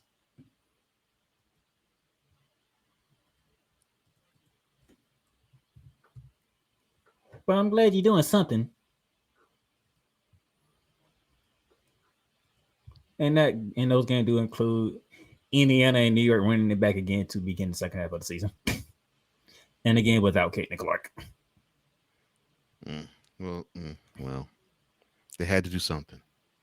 You have Angel Reese going against Nafisa Collier. And Angel Reese has been a monster against Minnesota, surprisingly.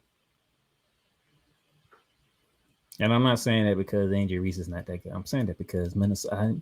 I've been saying Minnesota's been on a revenge tour before the season started. And Angel Reese is having her well of a time with Minnesota.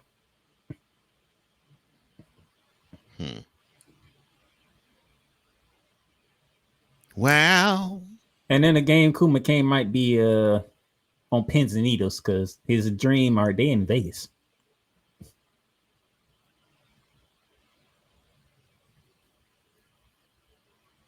They in Vegas, so Dream catching fire.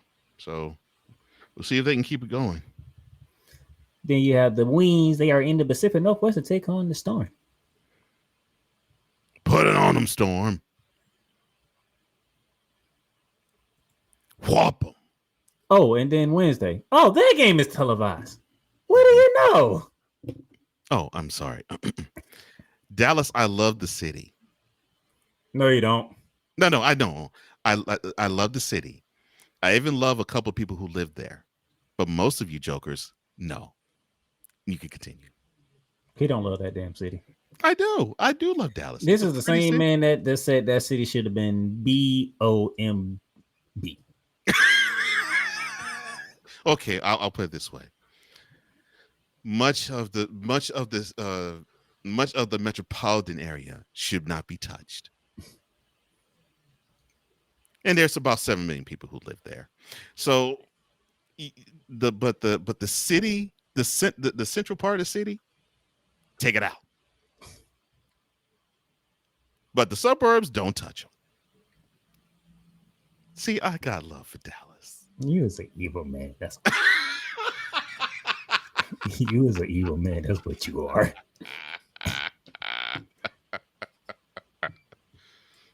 I just showed you. I got love for Dallas. You're right. I'm buying it. And then Wednesday we actually can watch the Atlanta Dream go to Phoenix. Well, Watch that. Well, someone like you probably wouldn't, since tip-off's at 10. I mean, it's Wednesday. I mean, Mm-hmm. and I usually close on Thursday, so Thursday is like my closing day. So it's not like I have to be sleep at a certain time. Okay. But the problem is, you know what? Here's my beef with CBS and CBS Sports Network. Why is that we can get CBS on any streaming, but when it comes to CBS Sports Network, we can't get it anywhere? Tell them why you're mad, son. Like, you have Paramount Plus, right? Mm-hmm. And if CBS has something live going on, you can watch it, but you can't get the CBS Sports Network on Paramount Plus, and it's owned by CBS. Tell them why you're mad, son. Make it make sense. They're making money. That's how it makes sense. That's the exact word my brother said too. That's the exact word my brother said. Money. Like, goddamn. That's where it makes sense.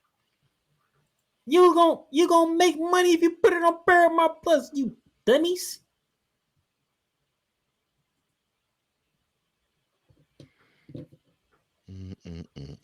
Why people can't think when it comes to money?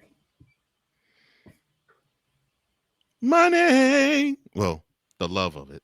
It's the root of all evil. Do funny things. Some people. Again, That's why do people forget? They forget how to think when it comes to money.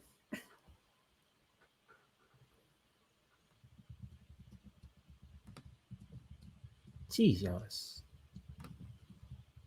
Man, I don't know what to say about y'all.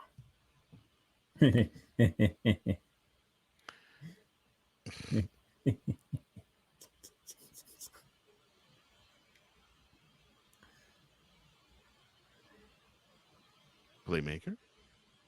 I mean, what else? What else can I call them? That is friendly of this program. What's the key word? Your question? Idiots. That's all I'm saying. Jay, how you doing? What's up, Jay?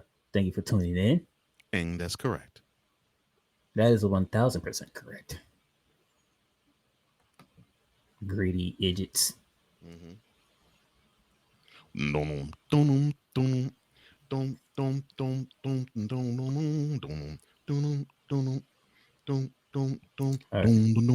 ain't asked for the OJs, but okay.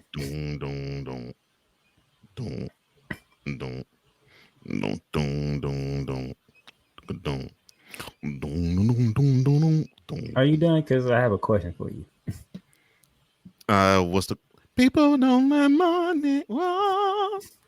Don't let money change you. Almighty dollar. Oh, what's your question, sir? Yeah, I think 85% of the world forgot that part. Don't let money change you. With the end of that song, that's the best part because that's what you're supposed to not do. Oh, that's what you're supposed to do. Not let it change you. Well, 85% of the world missed that part. Oh, changing up your mind. It'll keep on changing up your mind. People don't let money on. Anyway, don't let money change you, Mr. Cole Johnson. People don't let money what? Don't let money change you. This is what I need from you, sir. What's the question? Changing up your mind. Hey, changing up your mind. There you go, sir. This is what I want to know from you. Second half forecast. It'll be full of rain with a high of 95. Oh, I'm sorry. That's not the forecast you're talking about. All right. Even though you're actually not wrong because it's raining here. Surprisingly, you're not wrong. And for those who don't know where he is, he's in Duval. So yeah, I can see how it would be that way in the summer. Let me see. I think the links are still on there. We want to bash everybody's heads in tour. I think we're going to continue to see that. The question I have to ask you is, do you think we're going to see a team beat them at home? Because they actually might run the table at home. That's a very good question because all their losses been on the road. Mm-hmm. Surprisingly, they actually have 4 losses at this point. Right. Which that would bode well for them if they, of course, get locked down home court advantage. I'm sorry, throughout all of the playoffs. I think the Liberty needed to have that stumble. I think they'll right the ship, and I think they're just only going to be concerned with just being one of the 8. Let's just get in. We don't really care if we're in the top seeds. Let's just get in, because we'll take our chances if we get in. They're in a decent spot though, but I think that's where it is. The interesting spot for me is the Mercury, the Storm, and the Dream. Mercury, Storm, and Dream. Mm-hmm. For those who don't know, that is currently the 3rd, 4th, and 5th teams in the standings currently. Right. The questions I have are are the Dream just going to be happy just to get in? Or are they going to try to push to get as high of a seed as they can? And the Mercury has the talent to hold off the Storm and the Dream. Do they actually want to battle the Liberty to actually have home court in the second round? And so, to me, I think that's where the challenge will be, and then we'll see how the Storm can hold up. Right, and then, of course, then you got the Aces, the Valkyries, and the Mystics. They're going to be battling for the last few spots for the playoffs. And for the Fever, get in. Sit Caitlin Clark as much as you can. Don't force her on the court, because you want her in September and October. You don't necessarily need her in August, except to sell tickets. But you don't really need her. You just need to at least get her as much rest as she can in the season, so she doesn't play games and then get nicked up and have to sit down for a spell and then come back and get nicked up again. And you have this cycle that we have witnessed in the first half of this year. So to me, the X factor is the Fever. It depends on how healthy Caitlin Clark is.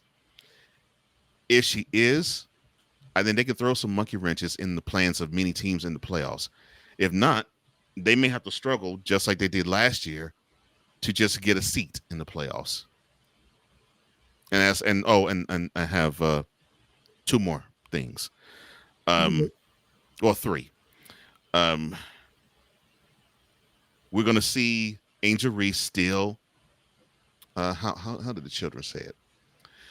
Yeah, she's still gonna be bussing on the court. I think we're gonna see more double doubles. And I think we're witnessing the corner being turned as to her being a professional basketball player. The problem with her is you got a coaching staff that has no clue what the heck they're doing, because they got to take advantage of them double doubles, but they ain't. The Sparks, well, cool McCain. He's going to be like Clarence Carter with the Sparks the rest of this year. And for the Wings, why Clarence Carter? Because he'll be stroking. Oh, my bad. Because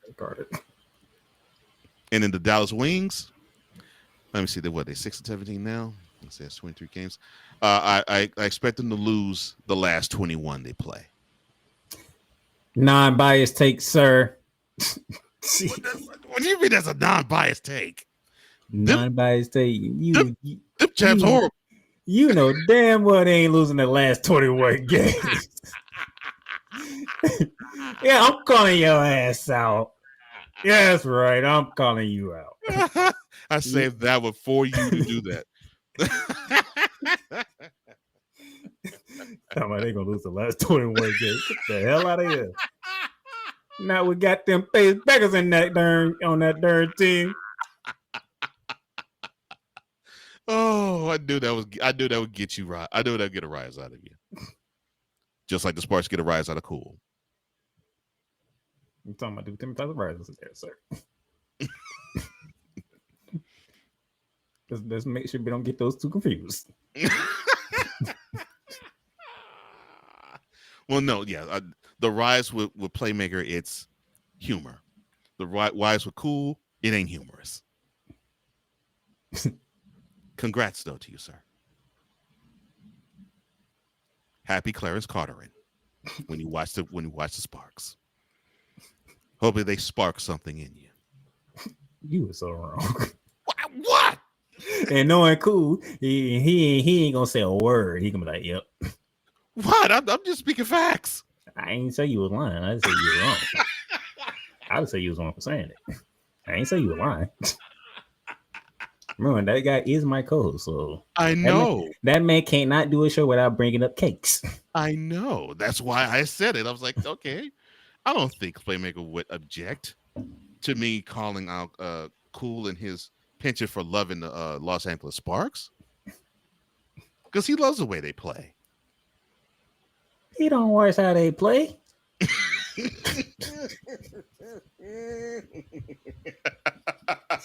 Now the Dream, he watch how the Dream plays. He ain't watching how the Splash play.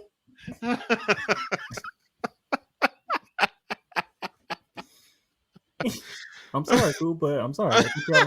I'm sorry. Oh, It's Coach Johnson's fault.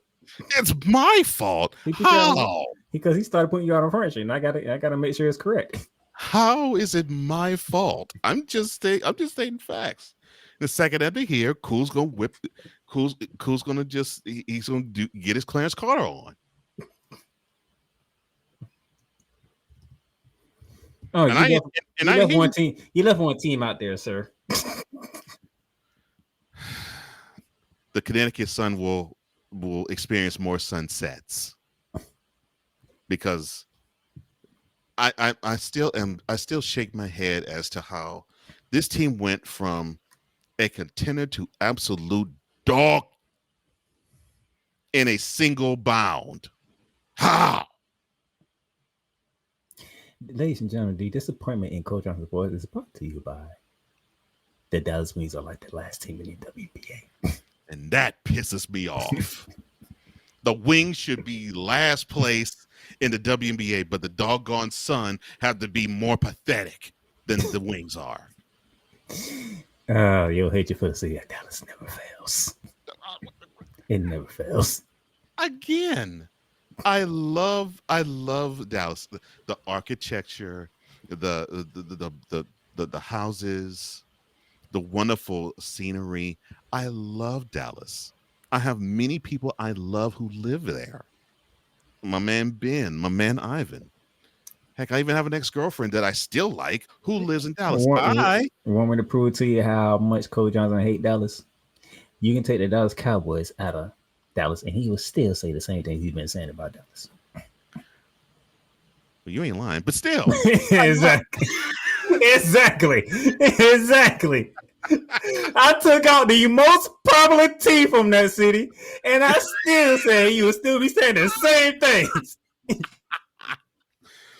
You're correct, because you still have the Mavericks and the Rangers and the Stars, but and then you have even TCU is Fort Worth. I still group them in there. Then you have TCU and SMU, but still, it's a wonderful city. It's a great area. I really love Dallas. I love that, but many of the people who live there can simply fall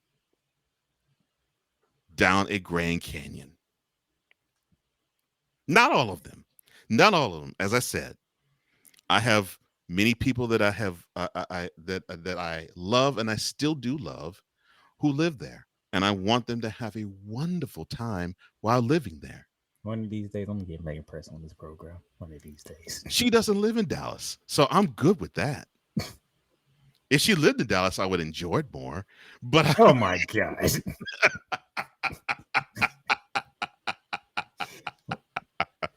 Tearing down her Cowboys, tearing down her Wings.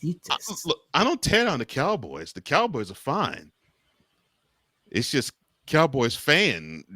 They are ridiculous. She's not included in that. No. She's a good fan. And then I have prefaced that. I was like, my man Ben and my man Ivan, they actually knowledgeable Cowboys fans. So whenever I go to town against Cowboys fan, I don't include, and Victor, whenever I go to town Cowboys fan, I don't include them because they actually have a lick of sense. Megan Price has a lick of sense, so I don't go against her with her love of the Cowboys. Now I'll poke fun at her for her love of Dak Prescott, but I wouldn't poke fun at her for the love of the Cowboys because she actually has knowledge of the game and the team. I'm good with that. It's these other dummies that are like, oh, they're in Dallas, they represent the star, and they're gonna go Super Bowl. I don't care, and they say that in February. All right. So, but again, I love Dallas. I love the architecture. I love the scenery. I love the lakes they have there. I love the Trinity River. I really do enjoy the city, and there are a few people that I do love who live there. And yet, you still want to send nukes down there. And say, I'm sorry. And you still want to send nukes down there. Well, yeah, exactly. But I still love Dallas. you can't even defend that. You can't even defend it. I have stopped Cody Johnson, ladies and gentlemen. I love Dallas. I do. It's just that the cockroaches who live there, they need to be bombed. You're right. Anyway, not all of them. Not all of them are cockroaches. I'm sorry, but I knew the vitriol he had for the Kinetic Sun. I had to get that in there. I left it out on purpose, but you had to draw it out of me. I damn sure did. I'm like, wait a minute. You don't went through every single team but one. You bring that team out too. It's like, why you have to draw that out? And I'm like, they're the scourge of the WNBA. And they're my scourge because I want them to be above the Wings. I want the Wings to be the cellar dwellers, not the Sun. Oh my gosh. You see? You know what that tells me? He has something planned. If the Wings ever be the last team in the WNBA this season, which I don't see happening, he has something planned for them. You doggone right. I see. Working with you, I just know stuff now. Well, and look, I know. I guess I know Megan Price she has an affinity for a lot of Dallas stuff. Like she loves the Rangers, she loves the Wings, and she obviously loves the Cowboys. So I get that. And she probably likes the Mavericks too, but no, Spurs. No. I said likes, but I don't think. But I know her deep fandom is the Spurs. I just really want the Wings to be where they need to be, scraping the bottom of the barrel. No. They need to be on the bottom. Let me see. They need to be on the bottom of a dumpster that has been filled with 3-year-old Coca-Cola. Just sticky. Just Jay agrees. Caitlin Clark would not be a factor if injuries continue. She would not be. Oh, she couldn't be. Yeah. She couldn't be. And that's what I'm going to start at with my second half take. Albeit for me to help a team that's opposing my New York Liberty. But had me forced talking bad about the Sun. Lord have mercy. You weren't getting away with that. I'm sorry. I couldn't lie to you. Now, for those of you who have been following Stephanie White in her coaching career, that is a very knowledgeable coach. She is a very smart coach. Stephanie White, don't let the pressure of having Caitlin Clark on your team put her in a situation that she's not ready to return. You have seen 3 separate occasions. She has injured, came back, got injured again, came back, and got injured the second before last game before All-Star break. And we're talking about a groin injury here, which means Excuse me. that is a tricky injury to deal with. Groins, yes. Ask Chris Paul. This time he's not being funny. No, I am not being funny. That's a ticker injury. So do what's best for Caitlin Clark. Now what's best for the Clark sexuals out there. Do what's best for Caitlin Clark. Clark sexuals. Hey, it's your fault. I did not talk any ill about Caitlin Clark's fans. How is that my fault? Well, if you never brought up Brian sexual, we wouldn't have been able to take the Brian out and insert Clark. So yes, it is your fault. But they doggone hideous. They are. You are absolutely right. Clark sexuals are hideous. Nice segue. So do what's best with Caitlin Clark. You have shown that the team can play without Caitlin Clark. Not saying that they will win the championship without Caitlin Clark. They won't. But you have shown the ability to beat teams without Caitlin Clark. And by the way, any of you smart asses out there, let me shut y'all up right now. Yes, Minnesota lost the Commissioner's Cup to a cartless Indiana team in Minnesota. That don't go on their record. So that's why they are undefeated at home. Who gives a crap about a cup? The NBA Cup. They stole the idea from the WNBA doing a regular season tournament. Why? I was talking about the Commissioner's Cup, but I did not. I know. Why? Why do we have a regular season tournament? Wasting time. You know about it. You know. By the way, that NBA Cup starts on Halloween. Yeah. That whole tournament is trick or treat. Exactly.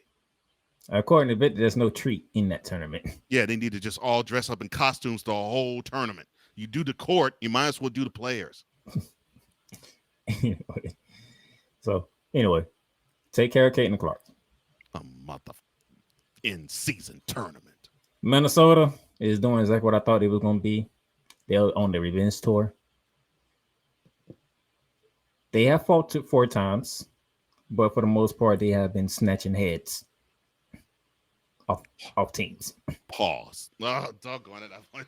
I didn't want you to say off teams. I want to say pause. Beat you to it. I hate you for that. Good. Phoenix. I knew you would like that. Phoenix. I told y'all when I did my top 5 teams, Phoenix was my 5th team in there. Told y'all about Phoenix. Well, it looks like they're not wanting to be 5th. Looks like they want to prove that looks like they want to prove they're better. They can boo that, but I told y'all to look out for Phoenix. Phoenix's team is good. That's something you did say in the preseason. Phoenix is a team to look out for, and they have not proved me wrong.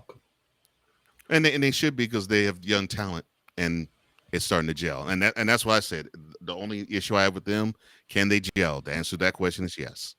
But since I'm talking about the team that I had 5th, it's only right if I talk about the team that Coach Johnson had 5th, which was the Atlanta Dream. They have not proven him wrong. No, they haven't. When I saw there was going to be a breakout star that was going to match whatever effort that Brittany Griner was going to give them, I was like, all right, now you have something. You have a player that could play a role, and you have your leading scorer. Now you just have to gel around her, and it took a minute, but they now are starting to gel around her, and they're playing sound basketball, and I'm happy about that. And Cool is happier about that since he's a Dream fan.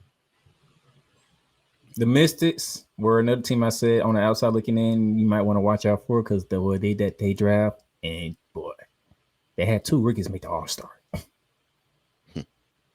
Would have been 3, but Georgia Amore suffered an torn ACL on the offseason, which sucked. But yeah, the Mystics are doing their thing. Can they keep it going? They at 500.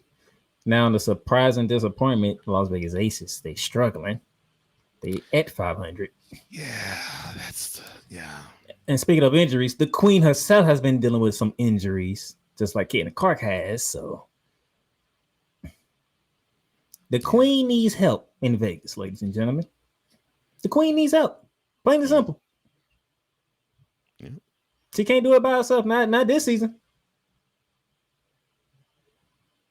There's too much talent in the WNBA now for the Queen to do it by herself. She's going to need help. And then I say it again. I'm going to say it again this week. The Golden State Warriors is not your normal expansion team. No, they're not. They are not your normal expansion. These girls are balling. The record says 10-12, but darn it, they blown out Vegas. They blown out Seattle. They bust up Caitlin Clark twice. And Golden State and in Indiana. They bust her up twice. Mm-hmm. This ain't your normal expansion team. They don't have the known names, and they don't have the Asia Wilsons, the Brianna Stewarts. They don't have those type of names. But they got that Golden State spirit. Mm-hmm. Strength in numbers. No, don't remind me.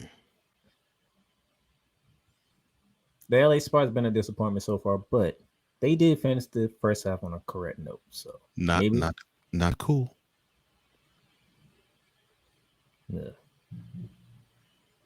Let's see if they can put it together. Kelsey Plum's leading the charge. Can Rakita Jackson get involved as well? And when are we gonna see Cameron Brent?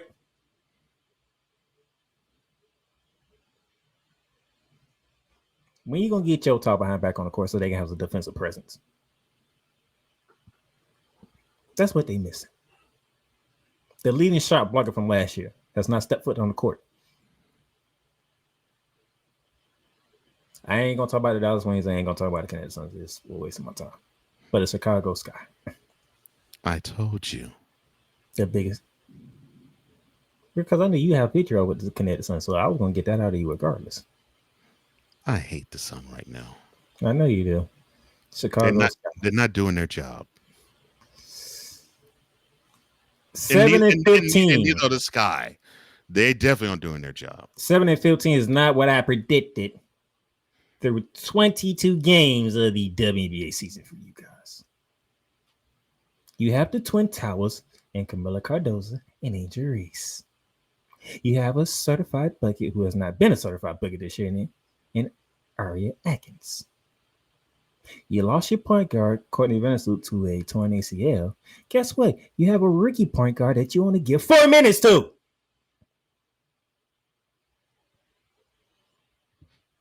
And people are like, she ain't ready. Well, how can she be ready? She only playing 4 minutes a game. Explain that to me. Do you not see the rookies out in Washington? Sion Centrons and Kiki Urienfit? They got thrown right into the fire. And they balling. I ain't going to bring up Paige Beckers because I already knew what Paige Beckers was about. And I'm not going to put Paige Beckers and Haley Van Litten in the same category. I'm just not going to do that.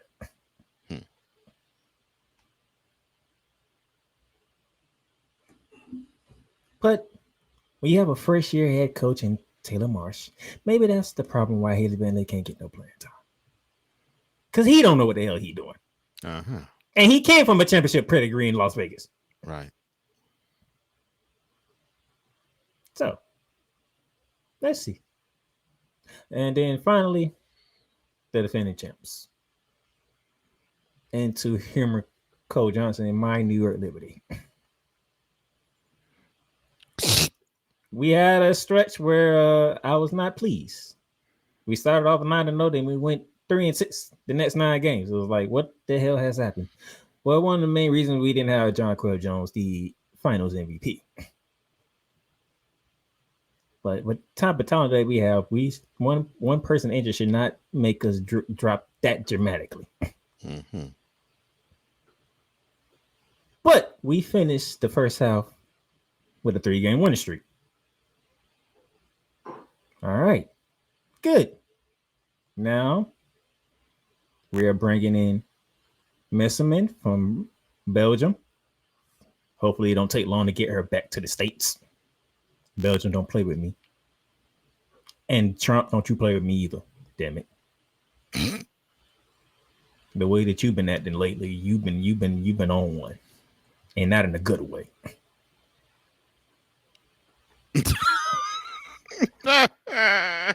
What? You've been on one. You're into politics. You see what that orange head is doing. Why orange head? Oh my gosh. And not to bring politics in, but you see what he's doing. So I don't need him messing with this. Okay, I need messing to get back to the state so she can join the Liberty. All right. Why orange head? Oh my gosh. Oh my gosh.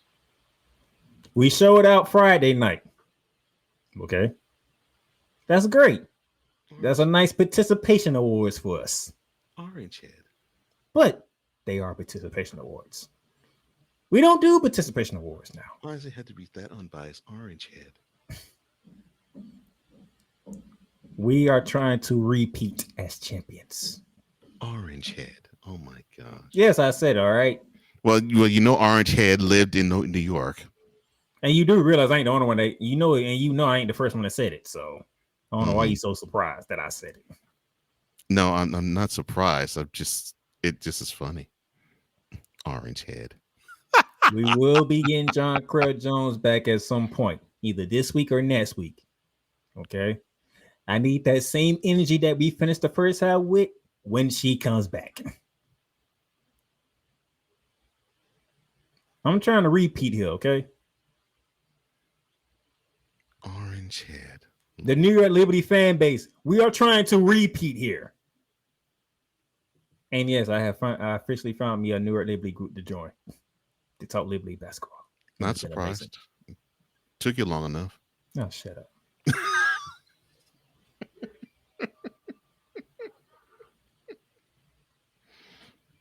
But now, this is where the rubber meets the road. It is the second half. It is full-fledged charge for the 13 teams in the WNBA to the playoffs. Who gets in? Who misses out? As they like to say, it's time to put up or shut up. Oh my gosh. And unfortunately for Cole Johnson, the Connecticut Suns decided to shut up. I have to go so ham on his Liberty. Jeez. I'm talking about the entire league on this. When I say that. Mm-hmm. This is the second half. It's put up and shut up time for everybody. Not just my New York Liberty. It's for everybody. It's put up and shut up time. The fun is over now. You had your All-Star weekend. You had your fun. It's over. Time to buckle up. It's time to get down and grimy now. Who wants it more? Down and grimy. You heard that, orange head? Look here, I'm using all the sports terms, okay? All the sports analogies. I'm using them. I see. Oh my gosh. Orange head. He is an orange head.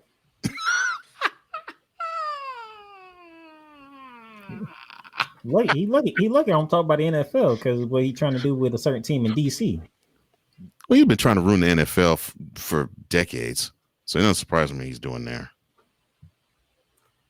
As long as he don't mess with my New York Liberty, I'm good. Keep his behind away, and let us handle our business. Why are you being so cold to our president? Because he don't understand his goddamn lane.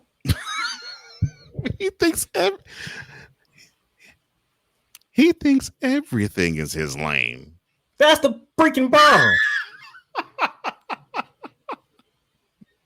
He thinks everything is his lane, so it doesn't surprise me. I'm surprised he hasn't talked more ill about the WNBA and the NBA personally. I gotta deal with him for like, what, another 3 years? 3.5 years.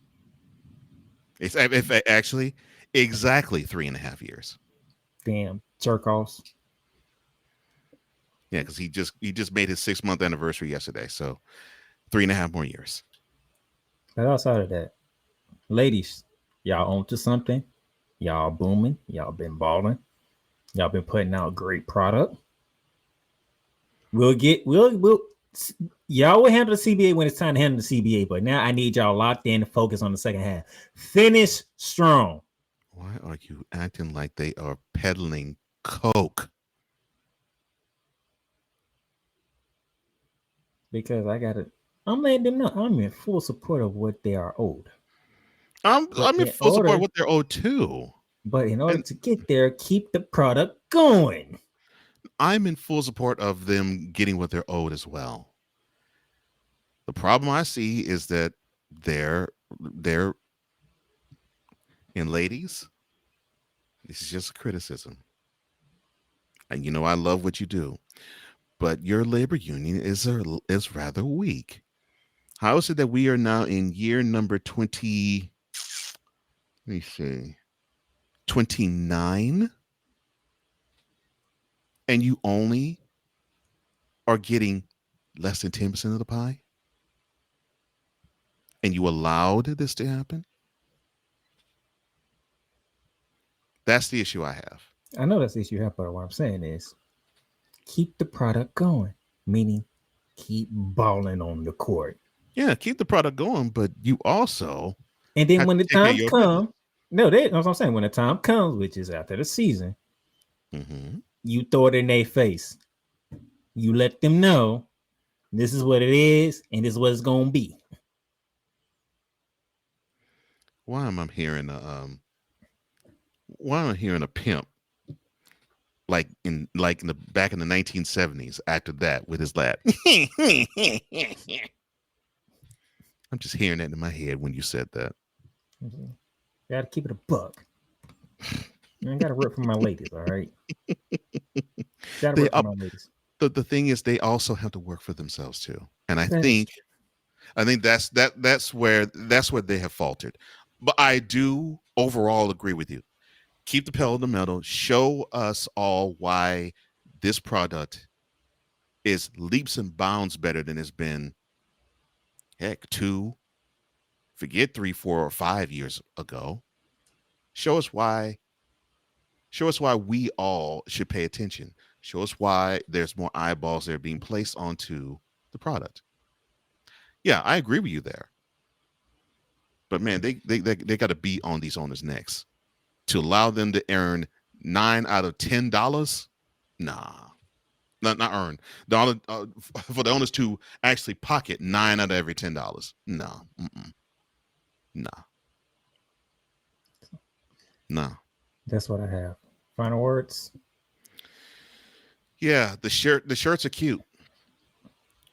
Translate that to the boardroom when you do these negotiations. Because you can say pay us what you owe us all day, but you actually have to back up paying what you owe us by saying you jokers are earning 9 out of every. No, you jokers are taking 9 out of every $10. That's not right, because none of you fools are on the court. Do the business in the boardroom. Not just have it be a cute rallying cry for the fans that put pressure on the ownership group and say, yeah, pay the money. Do the job in the boardroom and force them to pay you the money. Now, as for that, now that's it for that. Connecticut Sun, I hate you. You're not doing your job. Win more games. Because the Dallas Wings should be sucking up. They should be in the cellar. And the fact that they're 3 games better than you makes you even more ridiculous. His hatred for the Connecticut Sun is very comedic for me. Comedic? I love it so much. They should not be in last place. That should be the Wings. This is why I put it out of him when he didn't try to say it. Because I knew I was going to get a laugh. That's how much he hates the Connecticut Suns right now. I dislike you for doing that. I said what I said. Ladies, handle your business in the second half of the season. And then when you go into these rooms, you have the product on tape to say, hey, this is what we have been doing and what y'all have not been doing. So, how y'all want to handle this? And be firm. Be firm with your stance. Don't budge. Shut up. Demand what you want and let it be known we're going to get what we have earned, what we have deserved. All right. That's all I have. And with that being said, let's get ready for the second half of the WNBA season. Full-fledged on to the WNBA playoffs. And then next week, we'll see what we got going on. And also next week, another show returns. The Big Ten. You can say you're not impressed. You can say you're not happy. You can say all these things, but no, whatever the case may be, the Buckeyes are on top of the football world. And it's just where it is. The SEC. This proves to you how tough and how stout the SEC is. You can't take off games. I don't care if the team is unranked. You cannot take off games. This is proof right here. Big 12. Mike Gundy, show me something. I picked you last year, okay?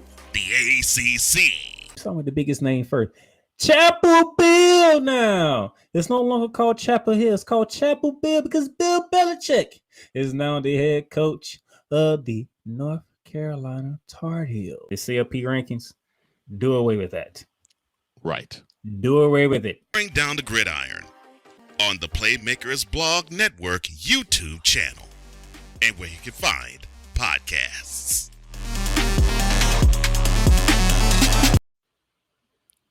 Next Wednesday. Next Wednesday. Bearing Down the Gridiron returns. Season 4 with the two of us, myself and Cole Johnson. Get ready.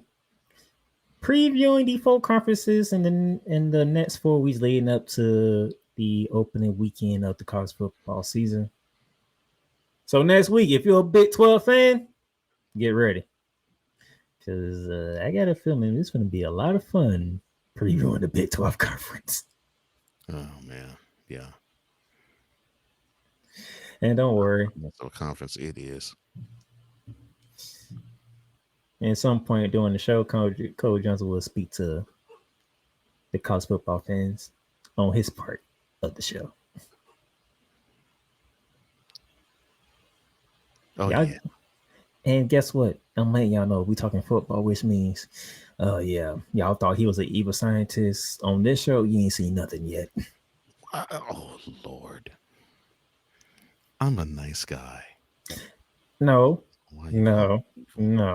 We know when it comes to football, you go more ham on football than you do basketball. And I go real ham on basketball. Saying you raise a good point. So, yeah, the evil science is really going to be in full effect. It's mad, not evil. Evil scientist. No, you're going to be an evil scientist. It's college football. And the fact that you have a gripe with the NCAA, a full-on gripe with them, it's definitely going to be evil. Oh, I'm sorry. They're greedier than the WNBA owners. And them jokers is greedy. So that's how I know that. Before we get out of here, say hello to our brother, Mr. Wise and Hefe. What is up, man? It is Good to see you. Yeah, I'm looking forward to speaking of returns, my interview platform Revelations, that's coming back. And I have a interview that's scheduled with one Mr. Wise Lefe. And so it's going to be fun. I'm going to enjoy that. And I hope you all enjoy when it comes back. And yes, Playmaker is going to be sitting opposite of me, and I'm going to be asking him some questions.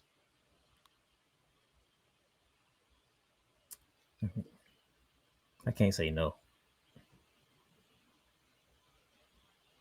So yes, I I couldn't say no, so I will be in the interrogation seat. Yeah, but it's good to see you, brother. It's good to see you, Wise. With that being said, that is Cole Johnson. I'm the playmaker. Catch y'all next week.